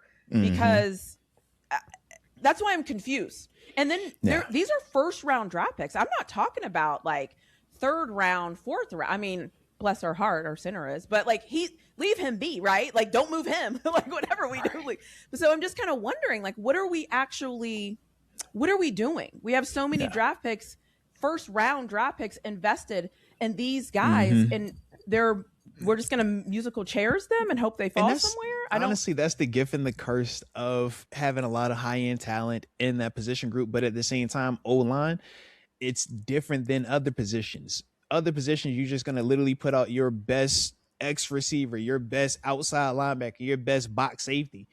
Offensive line, it's like, bro, who gels together? Who communicates well together? Who can do all the stunts and the twists and play the games the right way? That's the challenge. So it's not always, man, are these my most talented five? It's, does this group play the best together? And I think right now they're still actively trying to figure that out. Us as the viewers, we're pissed because it's like, yo, we see first rounder here, we see first rounder there, and it's like, why you got them on the same side? Well, you can have one over here, and we figure it out that way. But that's the part where we do kind of have to trust them, right? They're the professionals. Even though this isn't the old regime, it's the new regime. It's like, all right, man, this is a part of that trust element, right? And if they figure the deck out and it gives us the results we're looking for, we'll be praising them, right? We'll be talking about, man, absolutely. McCarthy and this O-line is a genius for swapping the dudes, putting Troy on the left, da-da-da-da-da. And if it doesn't work, then we'll be like, it's a Steelers curse, right? Because, it was like that in the past and it's still like that now. So, But I think that's... Go ahead. I was going to say the one thing I would say is Troy a year ago, it was effectively his rookie year because he got injured in what would have been his rookie year. So last year when he was coming on, I know he's technically in his second year, but he hardly played as a rookie in 2024. So when he was starting to get better at the right tackle position, this is something that Aaron Rodgers, like when you listen to what the players are saying, you hear Aaron Rodgers complimenting what Troy does on the right side. It was like, well, why wouldn't we want to build on that? And then if Broderick can't go, then go get a rookie who can do that. Max at Arizona State played right tackle, and he's still new to the sport. So I don't want to throw a rookie at the left tackle position knowing that Broderick's still working his way back. And if Broderick's healthy, to me, that's like bonus. That's icing on the cake because point blank, the Steelers could not go into the season with that as just a giant question mark. Not knowing. And 1,000%. Part of it is like, I'll put my reporter hat on here for a second too. Of all the reports I read about the Steelers offseason and their offensive line and what the plan was and all of this, there was so much ambiguity when it came to the conversation around Broderick Jones. And Arthur, you told us this here on this program. You said once you get into training camp, once you get into preseason, you can't hide anymore in terms of where you're at. Are you healthy enough to go? Can you play? Are you you're working your way back from injury with Broderick? I know he's a little bit lighter than he would like to be in terms of playing weight right now as he's working his way back. But the ambiguity was something where, in Pittsburgh's defense, the Steelers had to do something. They had to do something, but well then should you have drafted Max then, or should you have would free agency have been or a veteran player? I know Andres Pete just retired, but like my point is this is just like cannot have the blind side of Rodgers. I'm so sick of seeing it. To Dan Moore Jr.'s credit, he could stay healthy, but against the elite of the elite, didn't stack up. Right. And before Broderick's injury, I thought he was starting to round into form and to progress. And the time, it's not just the injury too, it was the timing of the injury and the type of injury, because remember, that happened in December as well. Yep. I mean, the fact that he even played in the preseason game off of a spinal injury, left tackle, offensive line, when you say that out loud, it's kind of crazy to even say that he was capable to do that. Yep. Yeah. No, it's a true testament to his toughness, man, and just where he's at, right? So hopefully he'll continue on with that recovery and just get into the play that we think he's capable of being. But I do want to progress through this thing, man. Just like I said, so that way we can get this thing, get off what we need to get off, right? So response though, right? Talked about last week, man, who had to perform under the lights, right? When the pressure was going to be at its highest. Well, the response test is, man, who needs to bounce back or show us more this upcoming game, man, versus the Jets come Friday night? Starting with you, Doc. How you feeling, man? Who's your player, man, that needs to bounce back or show you a little bit more under the lights? I want to see more difficulty from the quarterbacks. I wish, I mean, I don't know if Aaron Rodgers is going to play this game since game 2, usually more starters tend to play game 2, but because Aaron Rodgers is Aaron Rodgers, I don't know if he's going to or not. But I would love to see like Will Howard play more and Drew play more with better competition, because I already know what Mason Rudolph can do. And I just want to see how they react to some of these things, especially if the O-line still is kind of shuffling and we're not sure. And it just feels like that. I would love to see that. I'll just say that. I would love to see how these quarterbacks, after coming off of performing very well, looking very good, looking very content. I haven't seen the fan base really split on. They're both kind of like, oh my gosh, we might have the guy. I think even Ben Roethlisberger was like, I think they have the guy on the roster. And so because of that, no one's pushing and pulling either way. So now I want to see them in another game, but I hope that they get to play sooner, because I want to see them play against better competition. That would be amazing. I like it. What about you, Mark? How you feeling, man? I'm with TaNeisha, and honestly, if Rodgers isn't going to play, I don't need to see what Mason Rudolph can do. I know what Mason Rudolph can do. He's a solid pro. I want to see, okay, running back 3. Who wants to take the damn mantle? Yeah. Who wants to sit atop the Iron Throne? We know Rico Dowdle and Jalen Warren are going to be on this team. Who wants a job? Yep. Here. And let's go. Yeah. like Lou Nichols right now, I mean, 10 carries, 36 yards, the touchdown, but like, I think that's still wide open. I mean, Travis Homer, I know what he can do from the special team standpoint. That's probably going to be most important, but like, I just want to see one of those players show up consistently and make some plays, and that's plays with an S, plural. Let's go. Mark, man, you was over here reading my notes, man. I was like, yo, Travis Homer, man, I need to see more, man. Give me some more Travis, man. You hopped on the RB3. I like this style, because I was like, yo, what about Lou? What about Lou?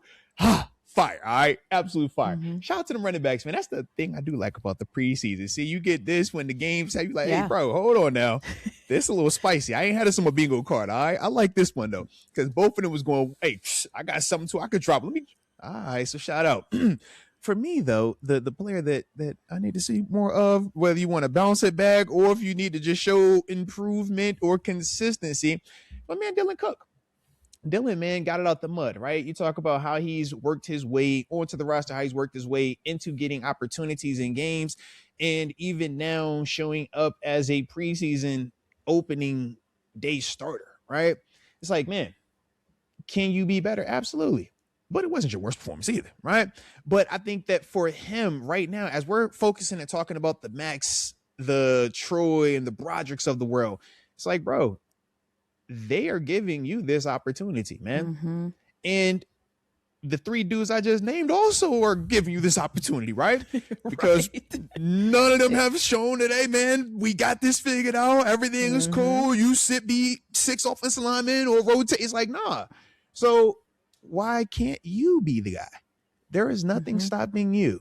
I don't care about your draft stats. I don't care about how you got here, what your contract is, bro. Hey, look, you're here and you have this opportunity. Make the most of it. But you got to do it in the stadium when these lights are on. In practice, it don't feel the same. Man, was it a sack? Was I say it don't hit the same in practice as it does in the game when I'm watching this quarterback get hit?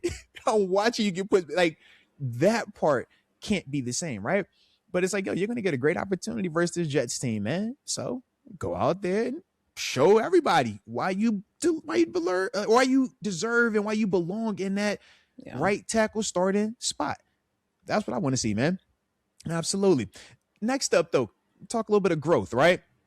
And the reason why we say growth is because last week we talked about the chemistry element of it, right? Which unit we need to see start to look like they was coming together, right, when they got into those lights. So now we want to talk about which group we think needs to take that next step together. Who you got, Mark? What you feeling, Emmy Award winning? Because I kind of feel, I kind of know where the leopard print lady gonna go. All right. I mean, just put it on my forehead at this point. Just put it on my if y'all don't know the reoccurring theme with Dr. T, all right? I got a sticky note. Anytime you see this on my sticky note, okay, you know the answer, okay? If you see this, you know the answer. You know what this means. I need blocking, okay? That's what this means. Sick and tired. Said no ifs or buts about it, all right, guys? It's a kind of a combination of my last answer with the RB3 conversation and the line. 2.6 yards per carry is not going to cut it. And then just expect when Jaylen Warren and Rico Dowdle to play, that's just going to be automatically fixed.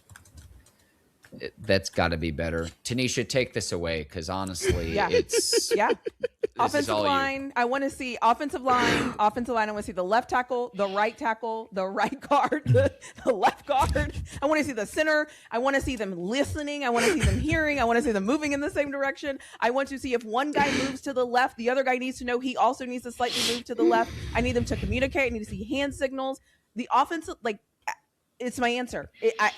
Love me or hate me. It's my answer. I can't help it. Okay. It's not good enough. It didn't look good. It looked shaky. We were all nervous. We all saw the pressure. We all saw Mason Rudolph's feet moving. Yeah. We all saw the pressure in his face. We all saw him have to hurry. We all saw the sacks. We saw it all. We saw it. Let's not act like we didn't see it. So we got to get better. So we have to get better. If last game was the worst, this game is going to be better. That's just where I have to feel right now, because we're in the preseason. I can't get this worked up for the preseason. Period. Offensive line, all of them together as a unit. Nobody's excused.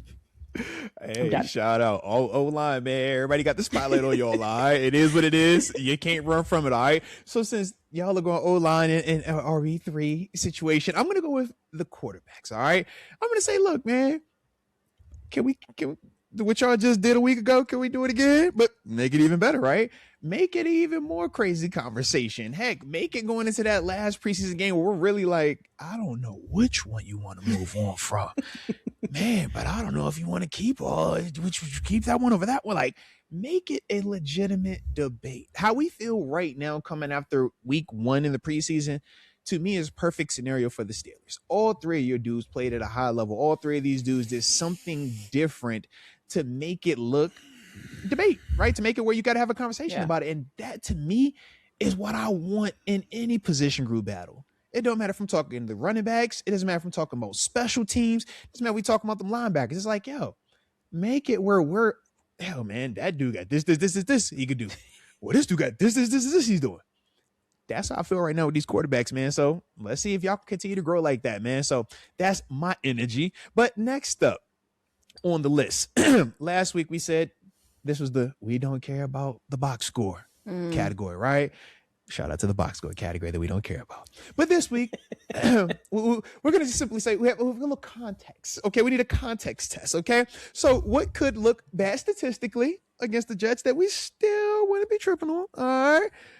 How we feeling? And I think I'm going with the Emmy Award winner on this one. Emmy, how you feeling, Emmy Award winner, man? What's the one for you, man? That's a good question. I just want to preface this by saying I think it depends on who's out there. Yeah. Because I noticed last week there were some things where I was like, well, but this is like fourth quarter, 6 minutes. I don't really. Yeah. So. Here, what doesn't matter, I mean, again, game outcome, what does matter, some of the basic execution. And I say this because, the Steelers are coming off a week. Rodgers didn't play. Their first 2 running backs didn't play. Travis Homer was the starter, who might be the third stringer, we think. DK and Pittman didn't play. There were just so many players TJ and Freiermuth, and JPJ, and you go on and on and on and on. So I want to see the penalties get shored up, but TaNeisha is exactly right. It's who's going to be out there against the Jets? And this was another thing with Green Bay, maybe the biggest thing. The fact that they avoid any really real major injuries. Yes. Get out healthy again. I mean, come on, man. It's not a flashy, it's not going to lead Sports Center. You're going to get a breaking news banner or a crazy viral clip, but it's just the reality of the situation. It's can you get out healthy? Mm-hmm.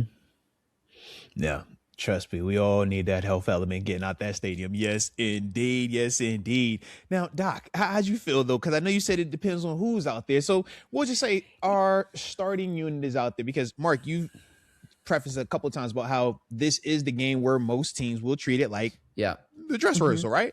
So we should all, under the, when we're doing this exercise, treat it like that. Treat it like we are going to have the dress rehearsal. This will be the starting group on paper, at least.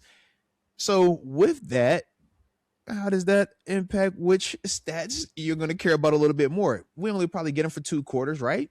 Tops. So if we want to just make it to where, this first half concerns, but what's that thing for you though? Are these things I would care about if they happened, or I wouldn't care about if they happened? What could look statistically bad, but you still wouldn't be tripping on, right? Yeah. Like, that's what Mark was like, the game outcome, I'm not tripping on that. Yeah. Yeah, so I probably our run game probably would be something that I wouldn't like. I want to see it, but if they don't, I'm kind of because it's predicated by a lot of things going right in the way that it should go. And the other thing too that I feel like if it looks bad is I don't know how to quantify this, but how like sometimes like you call a play and it just can't quite like it just looked like it wasn't ready, or it just didn't work. I feel like in the regular season I care about those things because I'm like, I know y'all practice this is your opening script, like y'all couldn't get that right on the first play of the game. But in the preseason I'm kind of like so all those little just like I guess I could call them a miscommunication where it's just like it just doesn't seem like it's quite working. It wouldn't really concern me just because it's like it does take time to make those things work. So that would be something that I would say is just like those things that usually in first games you're like, those were literally the first 10 plays. I know y'all practiced them over and over and over. What happened? So I would just say that, like, just like the weirdness of the football, right? Like sometimes it just doesn't flow and you're like, oh my God, we suck. And it's like, but it's the preseason. Like, that's kind of how I feel. It's like the flow. I wouldn't be worried if the flow wasn't perfect. Okay. And look, shout out to the flow not being perfect. All right. If the flow ain't perfect, we're going to be all right. All right. Hey. Mark always wanted the flow to be perfect. Mark, it ain't gonna be perfect, all right? You just gotta let it happen sometimes. Just let the magic happen, okay? I couldn't think of how to say that. How else did you say that? Like, I like the flow. I'm going with the flow, all right? Okay. Yeah, like, when the flow is off, the flow is off, all right? I didn't know how to quantify that with words. The flow. All right. Yeah. For me, I don't care about the flow of them yards, all right? If them yards flow a lot for the Jets, especially when units 3 get in there, it's like, hey, bro, it is what it is, man. All right, y'all stay healthy. Let's see this blitz on tape. I just want to look to see what it looks like on tape, but I don't really care about the outcome of it. All right, that's how I look at it as well, man. The yards, if we give up a lot, man, some of this stuff is super vanilla. Some of this stuff you're not scheming, and that even goes back offensively as well. I know we've talked about the offensive line and some of our concerns. We will also schematically do certain things where it's not just one-on-one ISO blocking and can you block the guy in front of you and they're running twist stunts, right? Because they did have a little TE game on one of them joints, and then it was a little hug rush on one of them joints too, and then they gave you a max up look, pull guys out, the outside guy rushes. I'm like, oh, my bad, Broderick. I'm sorry, y'all ain't go over the max blitz look today for preseason game 1. All right, yeah. So that part, right? So for me, like I said, the yards a lot, I'm not tripping on. But the next thing though that I do want to ask though is when we talked about last week, we said the red flag test, right? Certain things that would happen in stadium that we did care about or would care about more. Well, this week we got to call it the repeat offender test, right? What's the issue that did take place versus Green Bay? And Mark, you kind of alluded to this early on in the show, but something that did take place versus Green Bay that we're like, bro, this cannot happen again come Friday. Or if it does happen now, we do have legitimate concerns. We have seen this happen multiple times now. Yeah, it's raising our level of anxiety up. Doc, how we feeling? Besides the offensive line, I'll let that go for now. I would say the 15-yard penalties. Because those are unsportsmanlike, and those are those are extra. To me, that's just a lack of discipline within yourself to not do that. And I think we had 5 or 6 of them. We had a lot of those. And so that, I don't want that to become a thing. Like, that's not okay. I know it's just a preseason, and I know, it doesn't matter. It matters. Those, I don't want to see those. Now, all the other kind of penalties, if you'll get like holding or things like that, okay. I don't love those, but okay. But the 15-yard penalties, to me, the hitting after the play is over, like all of that, no, I don't like those. Those are, if that happened again this game, I would start to be a little bit concerned. Like, what are we doing? All right. What about you, Mark? Hey, what's that? Yo, are you doing this again? TaNeisha's got the sticky notes. I have the mini notepad. I'm going to be a repeat. Play that back, DJ. Offensive line penalties, Caleb Johnson on loop. Next question. Yeah. Yeah. Love it. I love it, man. Let's go. And shout out to the papers world, all right? Y'all fancy over there, man. There you go. I'm over here slacking. I'm like, I don't have an ounce of paper anywhere. I'm technology like a mug. I was like, I got my notes app, all right? Yeah. I love it. I love it. Let's go. So shoot, for me though, man, it's simple as this, right? Mark, you brought up my man Caleb Johnson. Doc, you obviously bringing up that whole line. Shout out to this offensive line. Kind of goes to what I'm going with, man. I do not want to see whoever is QB1 be under duress again, okay? We seen QB1 under duress, right? It was Mason Rudolph last week. It unfortunately made my heart not feel the best, all right? I was happy to see Mason handle the pressure because I know if he would have threw a pick, if he would have got a strip sack, when he got sacked on that opening drive and nothing happened, I said I could already hear them crucifying, getting ready to go ahead, write him off into the sunset. But then he came back and responded the way that Mason has continued to respond since he's come into this league. Every time he faces adversity, he shows up. He doesn't complain. He don't point fingers. So can we keep QB1 from being under duress? Whoever shows up out there, that's my thing. All right. I don't want to see that being a repeat offender. Next up, though, we talked about the stock rising, stock dropping, and bubble players with stock options as well. Emmy Award winner. Who you got trending out this week? Who's your stock up person, man? Who you eyeing?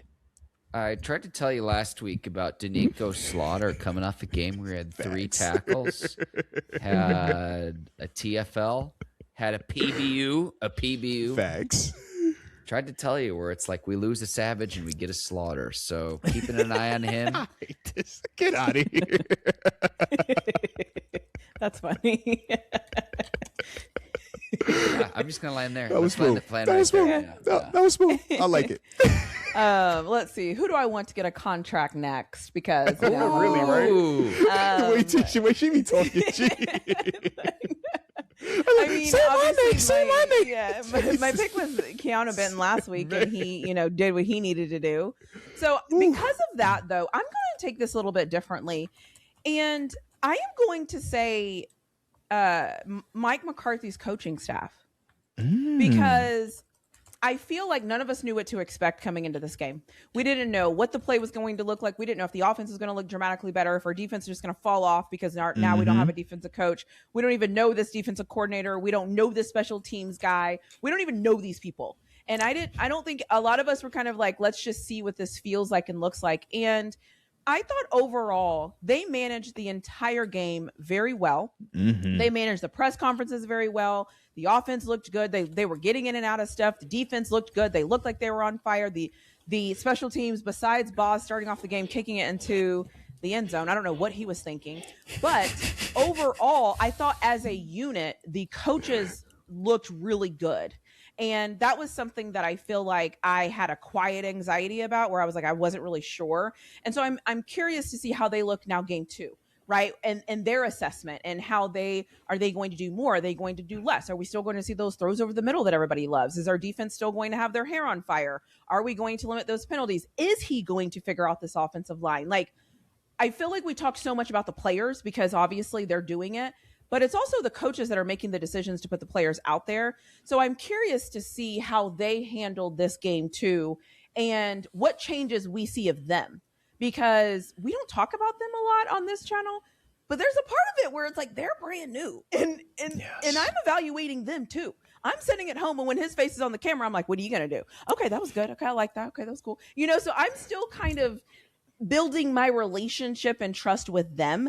And so I'm just going to take this moment to say that about them. That's who I'm going to be paying attention to in this game too, because I feel like we know, offensive line, Caleb John, we've kind of talked about those things. So I'm going to focus this a little bit more on the coaching staff just to see what game 2 looks like.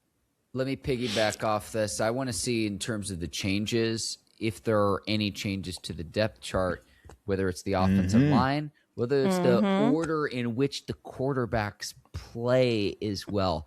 Keep an eye on that between now and Friday night, in what ultimately ends up happening on Friday night in that regard of, are there any changes to the offensive line? And then we're all excited about how Drew Aller played, but again, that's against Green Bay's backups. Could he have the same level of production versus if he went into the game before Will Howard, or how much Mason Rudolph plays? I'm of the thought process, I don't need to see any, like, I know who Mason Rudolph is. I know what he can do as a pro to this point in his career. I want to see the two young guys duke it out and just get an extended look with everything to see who the best of the best can be. And I say that with respect with Rudolph of just what he's accomplished to this point in his career. What does that look like? And, you know, maybe the Steelers, there's some stuff that they don't want to put on tape, but I like what I saw with both guys. What can they do with more opportunities and more snaps? Only question I have with that potential, you know, taking that approach, how does Mason get a chance to actually show if he's improving or if he's regressing or anything while we letting Will Howard fight for his life? Because we said Drew is good. But why we letting Will fight and Mason don't get the fight because of Mason? Like, no, man. I thought what Mason showed was good. I thought that was good, bro. I thought it was good evolution. I How many drives was he in? Sorry. Was it 3 or 2? Mason? Yeah. I thought it was 3, right? Yeah. Yeah, I thought it was 3. But I'll check it. Sorry. My point, Arthur, you're saying fighting for his life in regards to is he going to be on this team on the roster? Yeah. I'm saying this in regards to where it's like he is 31 years old. He's played what was it 9 seasons now? All but 1 season in Pittsburgh. I know what I've got in him at this point. So it's like that's just where I'm at with everything. And I am fascinated to see, do they keep 4? If they get rid of 1, who do they get rid of? Can they flip 1 for a trade? Could they sneak 1 onto the practice squad? I honestly don't. Because honestly, if I'm another team and I'm like, oh, Pittsburgh's got too many, I don't want to give up a whole lot, but it might be better than what I've got on my roster. And not from a starter standpoint, but to add depth to my quarterback room if I'm one of the other 31 teams. I could dig that. You know, I was about to ask you, though, if you was looking and you're the opposing team, you're not the Steelers, which one are you jumping to get? Based on what we know today. Because you've seen Will play They're not going to trade Aller at this point. I mean, to me, Aller, it's the arm strength. We saw it in training camp. We actually saw it in a game. It's a preseason game, but it's a game. And it pops off. I'm with you. So I go back to the Weegan play where it's just an absolute rope. But then a little bit of touch too on the touchdown pass to Riley Nowakowski, another rookie. Really nice catch for him for the touchdown. So you see him put it all together and leading multiple scoring drives. So they're not going to get rid of Aller. That's clear. So then, okay, do you want Will Howard, an unproven, or Mason Rudolph get you out of a stadium? Honestly, Arthur, I think it depends on the team. I hate to not answer your question, but to me, it depends on the type of team that is making that trade. Do you have someone who's more established of okay, but he's older and might miss some games and we need more of a veteran guy? Okay, maybe you go Mason. If it's, hey, we don't even really know if we have a quarterback on our roster and we want just pure upside of, okay, could maybe he end up turning into a guy? Then I would go with Will Howard. So I think it really depends on the team that's trading for him in terms of what you need from a quarterback. Like Mason is what he is at this point. He's 31. He's not, my headline, Mark Bergin. Mason Rudolph's not going to be a Pro Football Hall of Famer, but that's not to say that he can't be a really reliable, dependable backup quarterback. If I'm another team where I don't know if I have a quarterback for the future, well, then maybe I take a flyer and see, hey, what can Will Howard, the national champion, do for my team?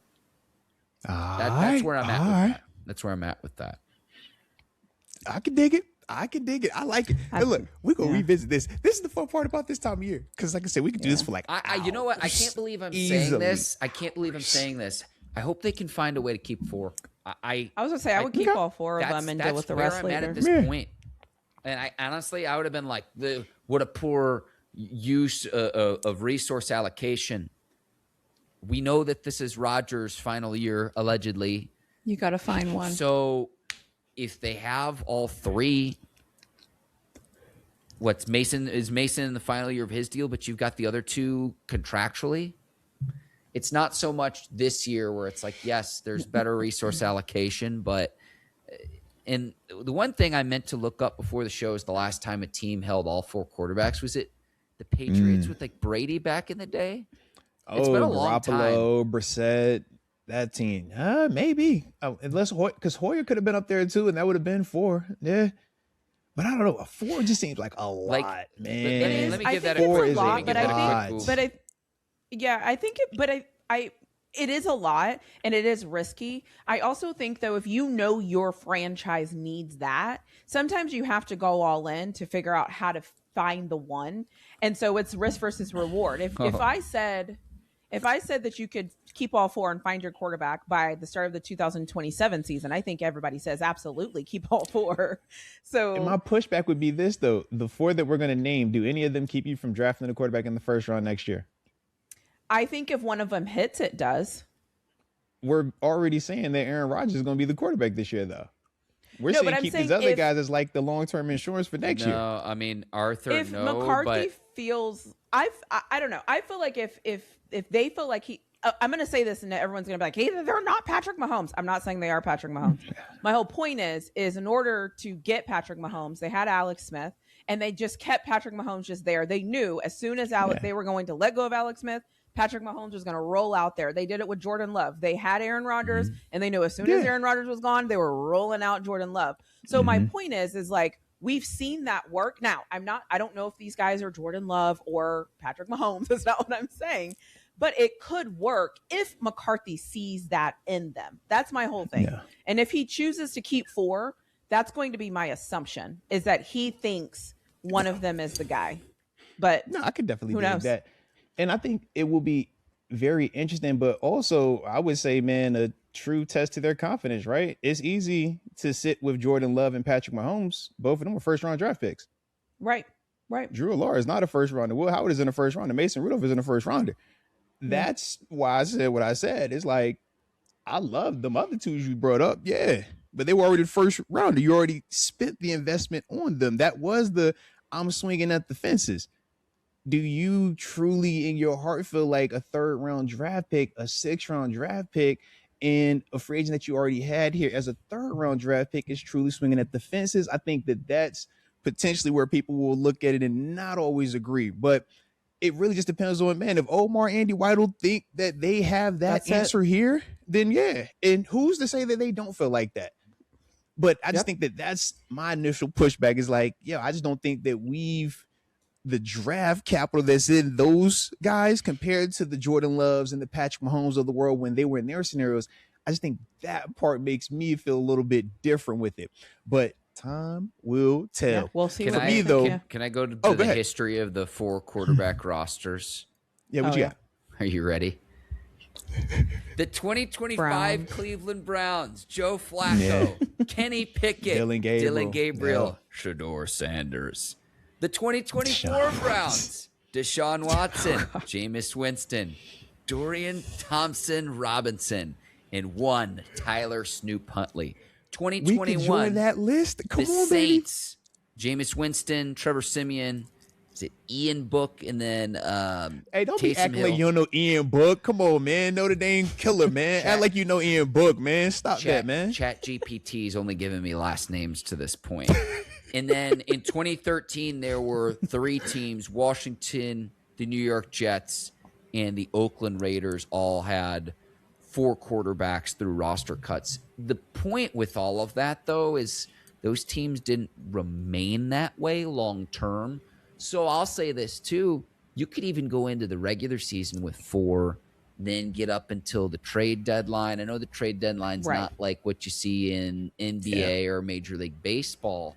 But I'd honestly be okay with that, especially considering I go back to 2019 for the Steelers. That was the first year I started covering this team. And Ben goes down with the elbow injury. They had already shipped Josh Dobbs out to Jacksonville. and the Steelers were left with Mason Rudolph, and then what ended up becoming Duck Hodges. And so I don't mind having some depth there, especially with the 42-and-a-half-year-old quarterback, limited mobility, some offensive line issues early on. If you got 4 that are healthy, great. What a great problem for the Steelers to have. But we'll see. I mean, 4, when I'm looking at those other rosters, and I get that it's maybe 5-6 team sample. Yeah. None of those teams were world beaters exactly in terms of like, they're not going on to win a Super Bowl carrying 4 quarterbacks. So you see the burden that carries a team because you're not able to have more positional depth at other positions of need on a 53-man roster. I would take it a step further. You said they weren't world beaters that season. The whole premise of keeping 4 or more is for the future. How do we feel about any of these guys in their future based on when they did what they did in the immediate next season or 2 seasons? Did any of them quarterbacks that they did keep develop into these world beaters? I know in Washington, Jaden Daniels was around back then. Hey. You said back 2013 with them, like, no, he just came out. I am not going to disparage one Joe Flacco, Arthur Moats. Shout out to Flacco. But he was already who he was before he even got in that scenario, right? He's already Joe, yeah. But that was my thing. I'm like, man. Yeah. Salute him, though, man. Salute them dudes, man. Absolutely.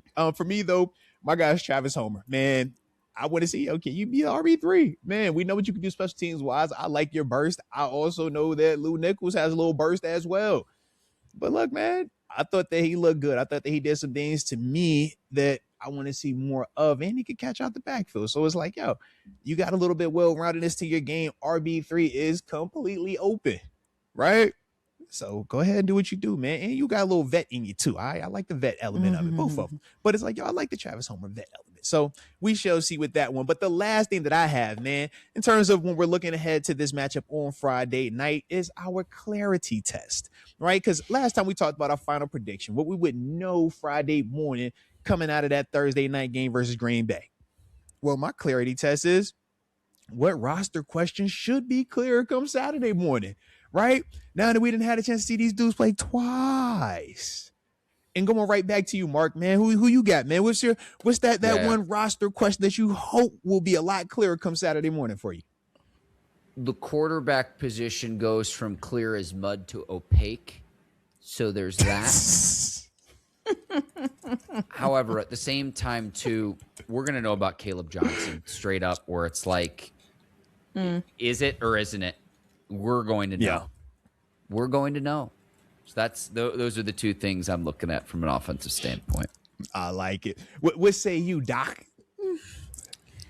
I'm going to say Asante Samuel. I'm going to say I think what those corners do in this game is going to make for interesting conversation one way or the other, because it's either going to be like, oh my gosh, where is JPJ? That's not going to work. Or it's going to be, wait, JPJ's not even out there? Huh. Okay. This is getting interesting. Yeah. So that's kind of where I'm at, is how that secondary, because there's so many options, it's going to be interesting to see what it looks like after this game.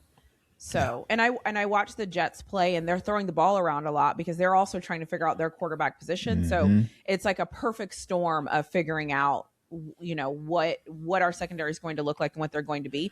So interested to see that, because everybody knows JPJ is up next when that comes around. So why not make that position just a little bit interesting? No, facts. And I'm with you. Like, you got to pay him. You got to pay JPJ. Before I give my answer, Mark, is there a scenario in any world that you can fathom where we actually don't pay him before the season starts?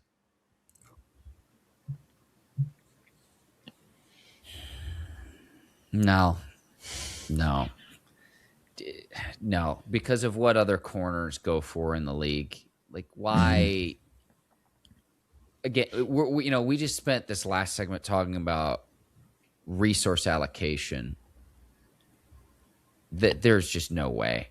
There's no way. Like, I'm not letting that go out to the market and get top dollar when we can get this Pittsburgh discount where it's going to be more than the Steelers want to pay, but not quite as much as JPJ could make on an open market. And then we sing Kumbaya and we get even more depth at a position group that we're excited about. Why even mess around with this? I think it would be silly too. I really do. Yeah. And we talked about this on previous shows. Jalen Ramsey's in his 30s. So they just re-signed Keeanu Benton because Derek Carman struggled with some injuries a year ago. Cam Hayward's not getting any younger. Why have to try to address multiple problems once Ramsey's contract is up and you have to replace a player with his level of production and then have to add on top of that because you got caught up on a little bit of money in negotiation right now? No, get a deal done. I dig it. I can dig it. TaNeisha, before I go, you got a rebuttal in that as well, man? I think the deadline is actually a race to get it done before Gonzalez. That's more of my issue than it is the season start. Because I think when you're last in, your deal is supposed to be higher than everybody. That's the whole game they play. And as long as he's in now, like right after Witherspoon, before Gonzalez, the Patriots have a whole different salary cap thing than we do. So I feel like the negotiation right now can still be, air quote, a softer negotiation. But once Gonzalez gets his and now you have Witherspoon and now you have Gonzalez and now you have JPJ, to me, that gets a little bit stickier because I don't know. So that's always kind of in my timeline is I want him to be in the middle. I don't want him to be the last deal. That's always been how I've thought about it. Yeah. But that's my 2 cents. Yeah. But I could dig that. Yeah. The timing matters though. And that's the thing that we talk about, right? It's like, man, if you could get his deal done prior to Witherspoon, you might've saved you some money, right? The longer you wait though, the more messy it gets, whether it's him wanting a certain number or organizationally, you just feeling like, man, that number is a lot higher now than what it was when we first started negotiating a couple months ago. We looked at the Keeanu Benton deal and we're like, man, we can see where you gave a deal that right now seems a little bit high, but when you look around the league, we're like, yo, you're actually getting a deal as long as it continues to develop.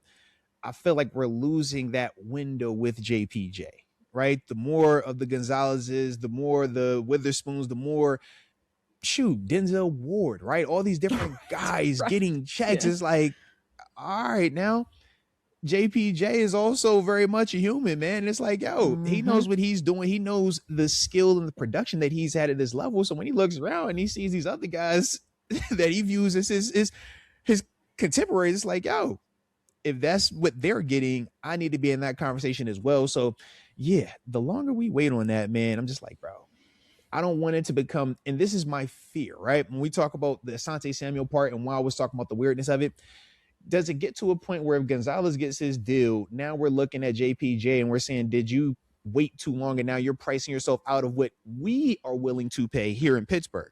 Not saying you're not worth it, but what we are willing to pay based on what we currently have. And that was the part about Asante Samuel.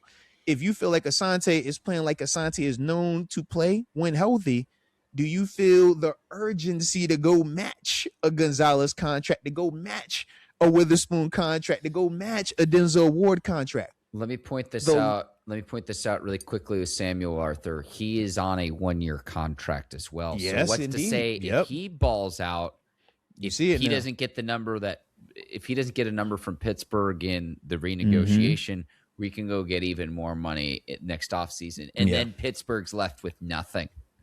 Yeah, there's that. But that's the pushback, and that's the pushback. What TaNeisha said earlier about I have built-in leverage on Asante Samuel that I don't have on JPJ.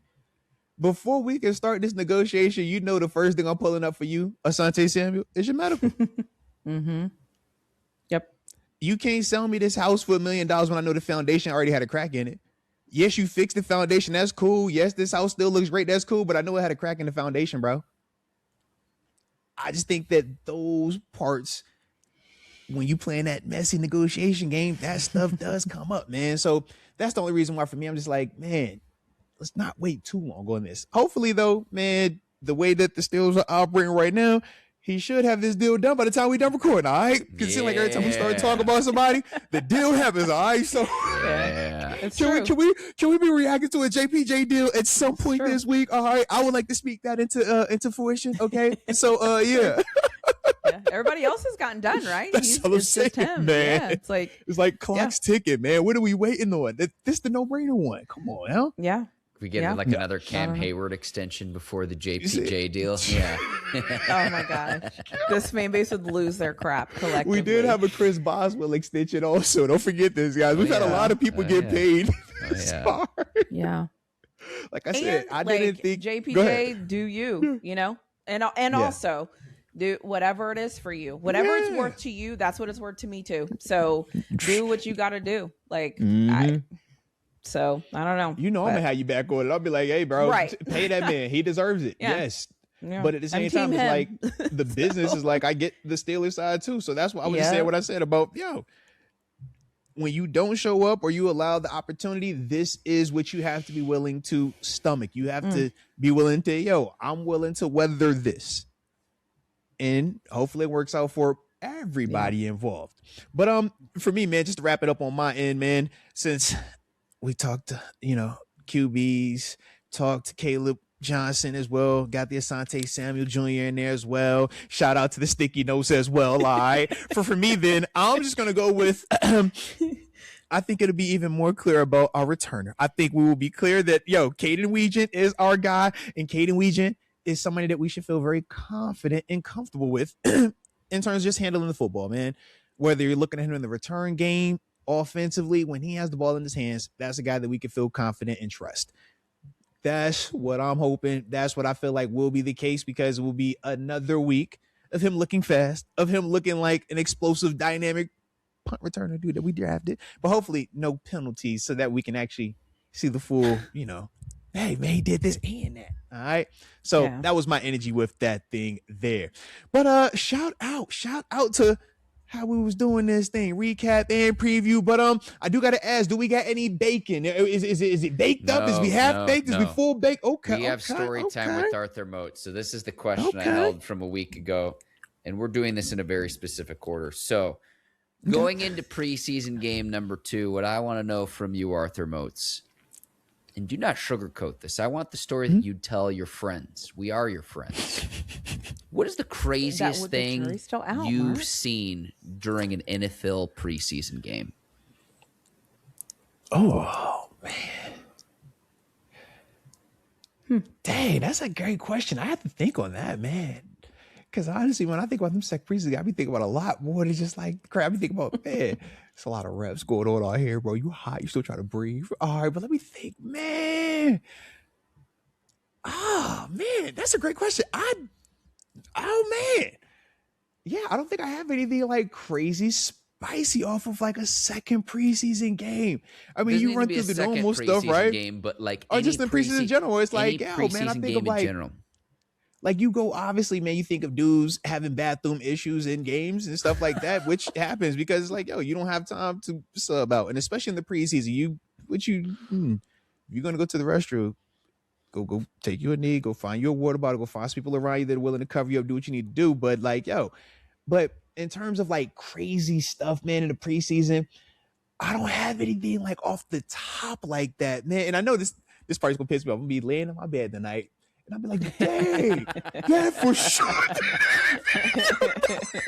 Because I'm just like, I really can't think of that right now, man. I'm like, man. Well, what we can table this. And I say table this that.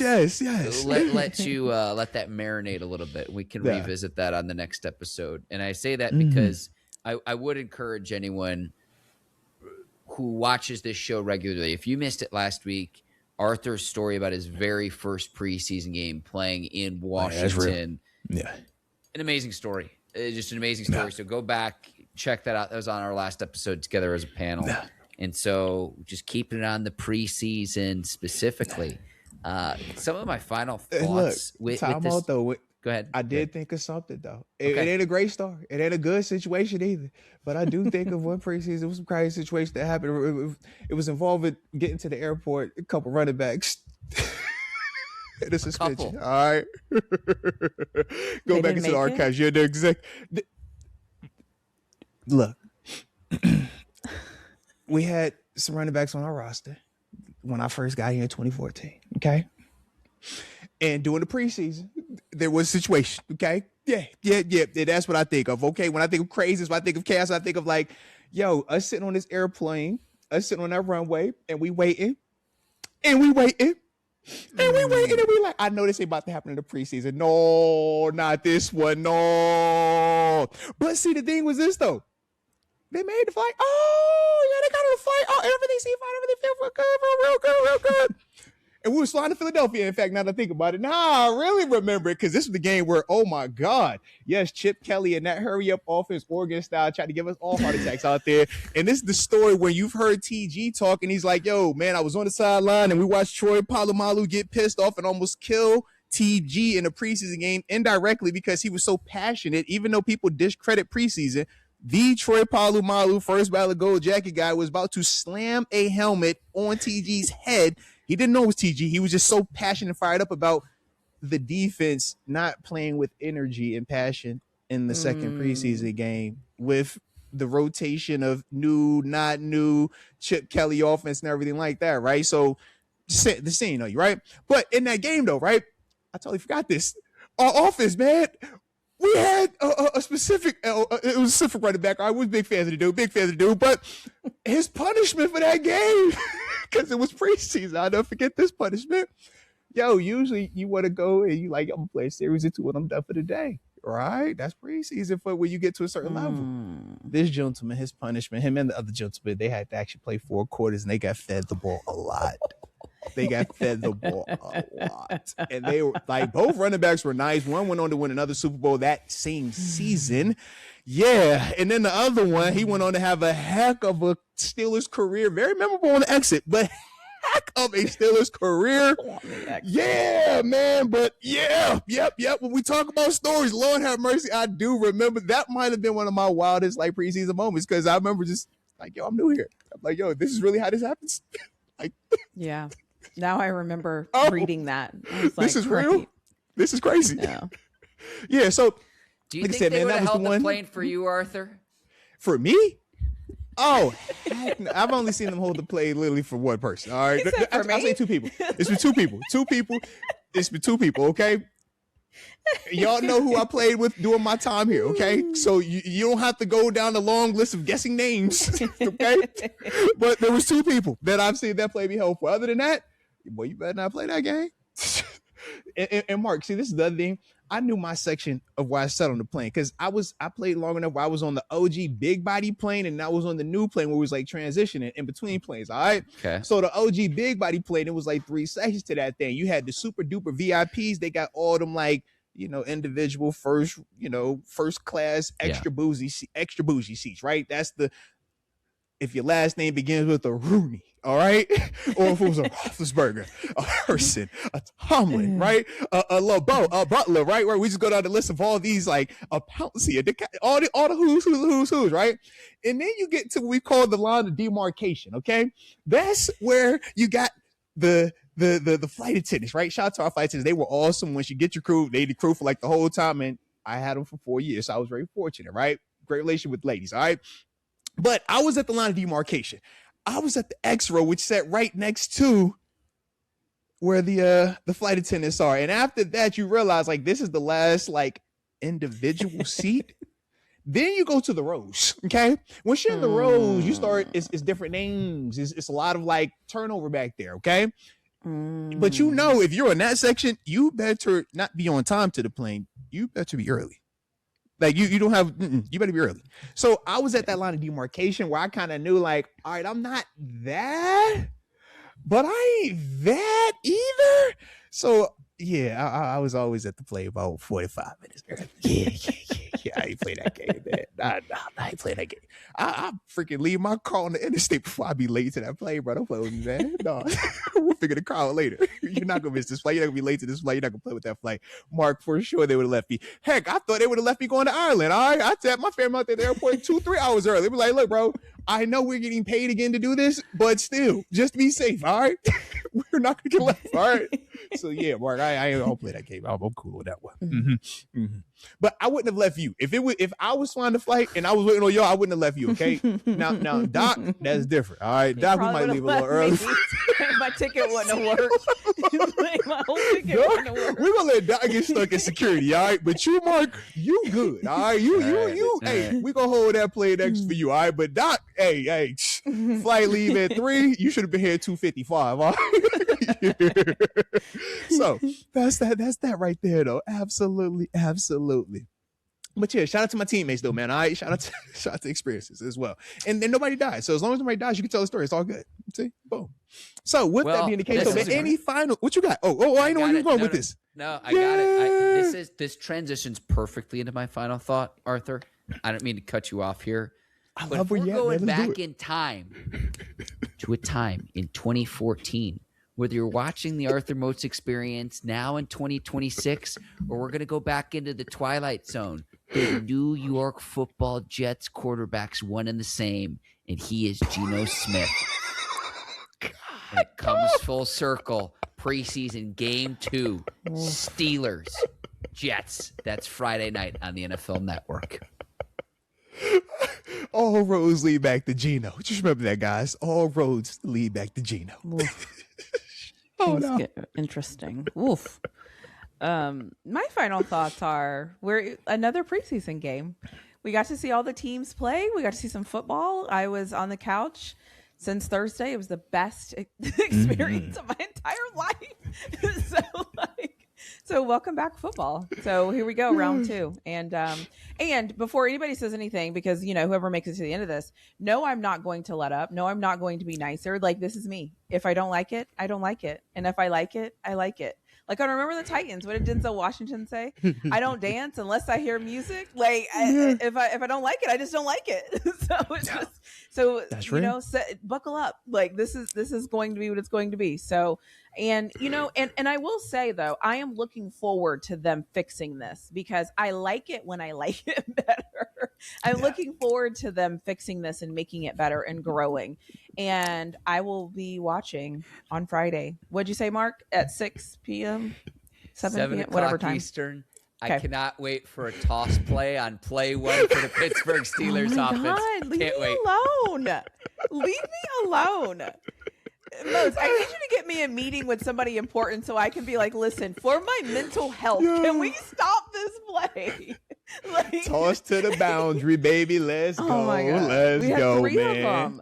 It's a Pittsburgh staple now. All right. I thought that was under the old regime. That's a part of Mr. Rooney wants that play called. I'm convinced. All right. He likes that play a lot. The littlest guys. He likes to play. Where is if the boss likes to play, if Caleb Johnson needs to come in and get himself a toss play. Yo, Arthur, we got Fermanti brothers. We've got the Three Rivers. We've got a Steelers toss play. You see, it's happening, man. Yeah. It's mandatory, man. All right, it's a part of what we do. It's a part of the black and gold tradition. All right, so get used to it. All right, you can't run from it. Just embrace it. Lean into it. I will not. Lean into it, especially to the dead side, the weak side, the boundary. I love it. All right. We're going to all love it. All right. When you see it, just, yes, toss play. Let's go. So, if I was a drinker, I'd take a shot every time I saw that play. Just be like, I can't. Oh my God. Anyway, sorry. Go ahead. It is all good. It is all good. Hey, shout out though to the fact that we have another preseason game coming up. So, ladies and gents, you know the drill. Like it up. Don't forget to subscribe and let us know your thoughts to some of the questions that we had in this breakdown / preview as well. But either way, we appreciate you for tuning in. Hit the like button one time for the culture. Don't forget to subscribe. And until next time, baby. Peace. Bye.